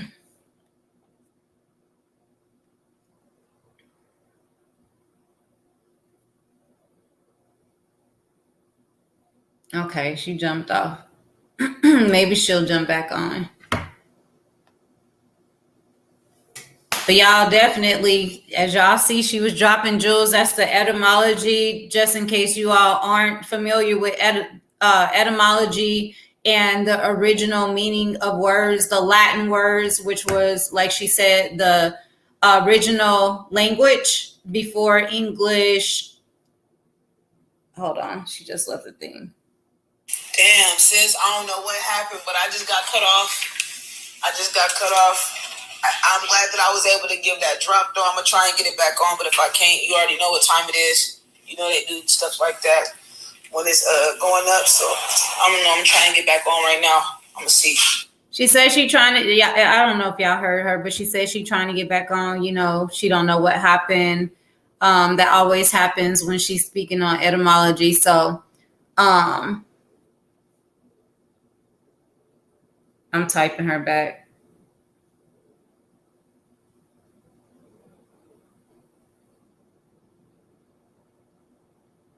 But y'all already know if it wasn't something that was important, then it wouldn't even be getting cut.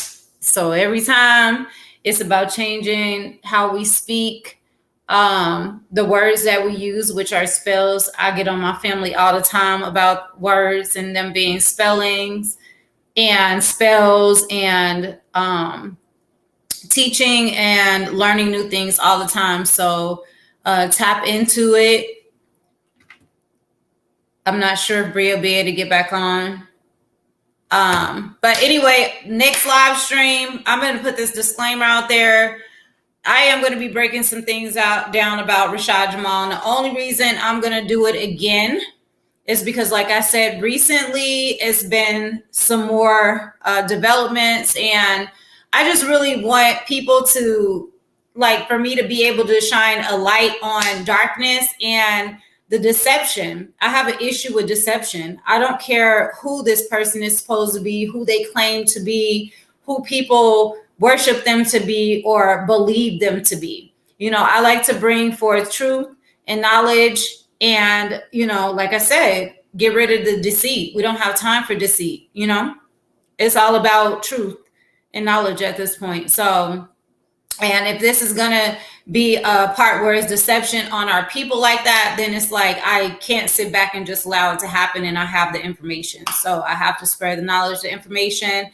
I expect it to be, you know, haters and cult members and everything underneath, you know, saying what they want to say, but it ain't about them. It's about all of y'all that need to know, and all of the people that are open-minded and free-minded to know, you know, what you are internalizing and what you are listening to.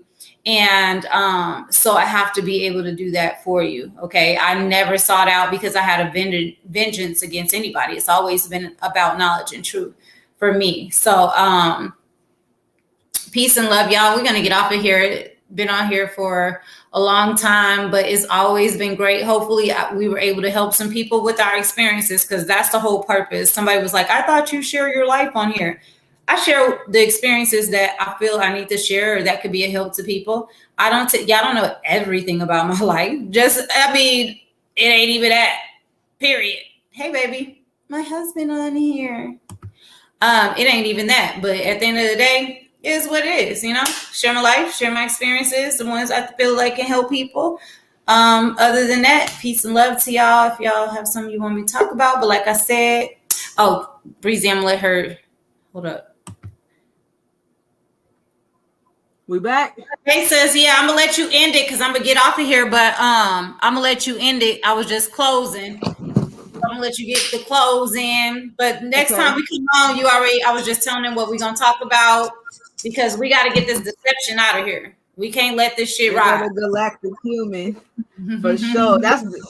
Hey, look, I'm so glad you married him. I used to watch his videos and listen to him talk. And when I seen that y'all two was together, I'm just like, bruh. it felt like, you know when you go to your grandma's house and she got some cookies laid out for you, some little cute little stuff for you. I was just like, my babies. I love it. No, but I really wish for us to all just like take the time out to give ourselves the love that we feel that we never really like got or deserve. Like really think about the love that we're capable of having, and that the love that we've given to others that we know was pure and from a good place, and really take the time to give that to ourselves in whatever ways that we can, to honor ourselves and to uplift our worship. You know what I'm saying? Like our worthiness within ourselves, because once we do that, we'll be able to. It was shooting star just now. Once we do that, we'll be able all kinds to of stuff see happening in more your side. I need to be out on the this court. planet.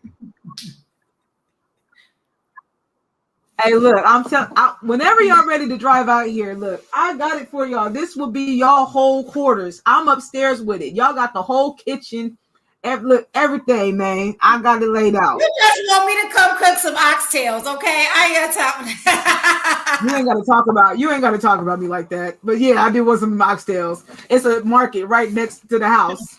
You know what I'm saying? But I just like, I really wish for us to do that, because there are so many things that is pumped out there, because the earth is in its shadow. We live in a shadow. Like this is the shadow realm, and a lot of things are operating out of that. So us bringing the light here after being in the shadows for so long, we're going to get hit with people who are going to try and bring that darkness out of us and bring that. And, we got to remember we originated from there. And that's why it's easy for that to happen. So we always have to remember to go back to the light. And we have to be that for each other, be that, so that way we can still see it and hold on. Like it's been times where I was just so sad and depressed and didn't know what to do. And I'll get on there and I'll see you talking shit. And I don't know why, but that shit will make me feel like I got so much more life to live. Like you talking shit. I didn't got like, you know what? If you're talking shit, I'm good. I'm good. Feel me? Like I promise, like I need it, because that's your light. Just because back when we was in church, oh, you can't cuss like that. You's a Christian, man. My ancestors is cussers. I ain't worried about nothing. Mine too, shoot, and they don't play that part. But now I'll see that, and that'll just spark my fire back. Like, no, I'm here for a reason. This world is hella dark, and for me to be able to see this with my eyes closed and navigate through that, I'm meant to be here. And anybody else that can tap in on that line, we're meant to be here, and we're meant to be together working on this, doing this, because in the end and the beginning, we were here. And we will always be. Yeah. This is a lifetime that we are going to remember forever. We're not getting, nothing's wiped no more. They can't even touch us. Yeah. So on that note, I wish for everybody to take these times to love themselves, honor yourself, worship life, find worth, find value, cling on to those things that bring out that joy and that playfulness, because we're supposed to be light. Imagine going to heaven with baggage. Yeah. What are you gonna if this guy was to crack open right now and heaven was right there? What are we taking? Because if we take any of these lower vibrating things, we're just gonna ruin heaven. If we take any of that pain, that trauma, that stress, or that bullshit, we're just gonna ruin it, and that's not for us. We got to come out this thing as light as a feather. So no matter what we got to do, that's what we're doing. Dre, if you ever going through some shit and you need somebody to talk to, hit me. I'm gonna hit you. I know I can. I will sit there and be quiet. I don't gotta say nothing. It don't gotta nothing. I'm just all ears. Like, what is it? So that way you can at least get that, because I hold space. I only hold and space. Anytime you need to hit me up, you should have my number. I got a new phone. I'm gonna give you my number, because I got a bougie number. I saw you a couple times on Facebook, but sometimes I can't be on there like that. So I'm like, I know she better call me if she really need me. Like, I know she knows that she got me. No, I definitely am. I just got a new number the other day, and I ain't even gonna lie. That number is, the area code is for the rent. It's like this ranch that I'm trying to get that's like 10 minutes from the ocean. That's the area code. So, I got some little manifesting materializing to do, because I'm trying to get the Goddess Ranch cracking off. Okay. I'm trying to get on. So okay, the Goddess Ranch. Wait, hold up. Is this like a You know what? When I get rich, I'm buying 100 acres of land for all the goddesses that I know and their children to come to. I'm not playing no games. Okay. I'm not playing no games. Asking. And if you and for goddesses and married goddesses, either single matriarchs or married matriarchs. Other than that, because we're not coming with none of that humanoid problems. No, no, not humanoid problems. No. Hey, we already out here trying to clean them motherfuckers off this motherfucker. I'm sorry. I'm trying to white man. I'm trying to tell you.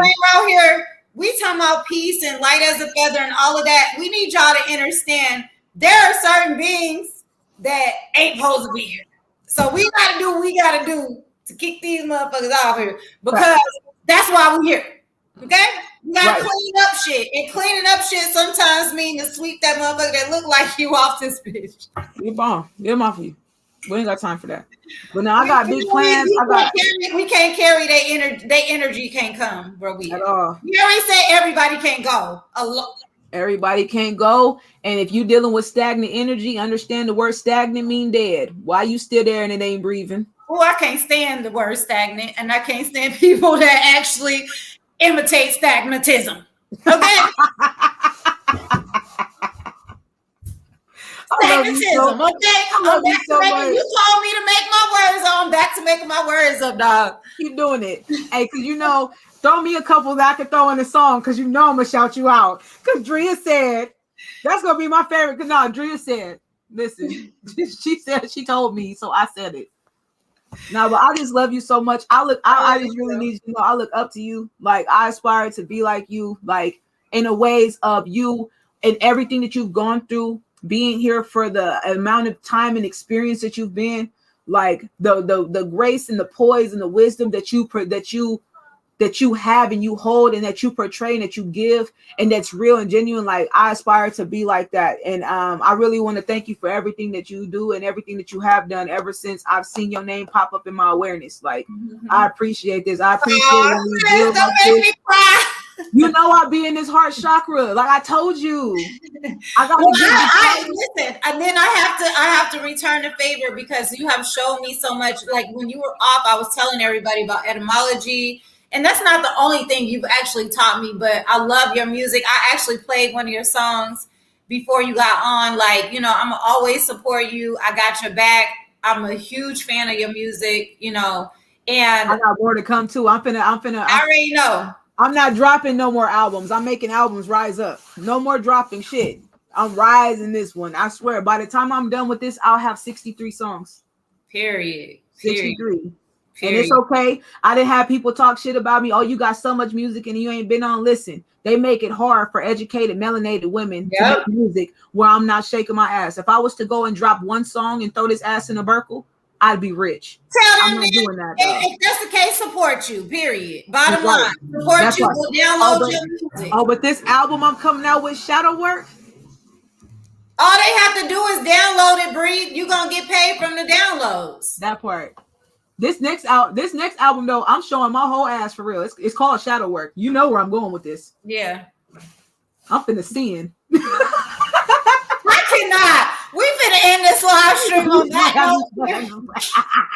No, but I'm really gonna balance myself. I'm finna find me in this shit. Like I'ma always be conscious. I'ma always be aware and awakened. But this album, this one is for me. This is for me to just show off. Like, nigga, I don't give a damn. I was made to do this. Y'all, like, man, it's good. But yeah, I love all of y'all. All praise to the Most High, goddesses, gods, everything else like that. I wish y'all peace and bliss and good rest and good sleep and good food and good energies. And I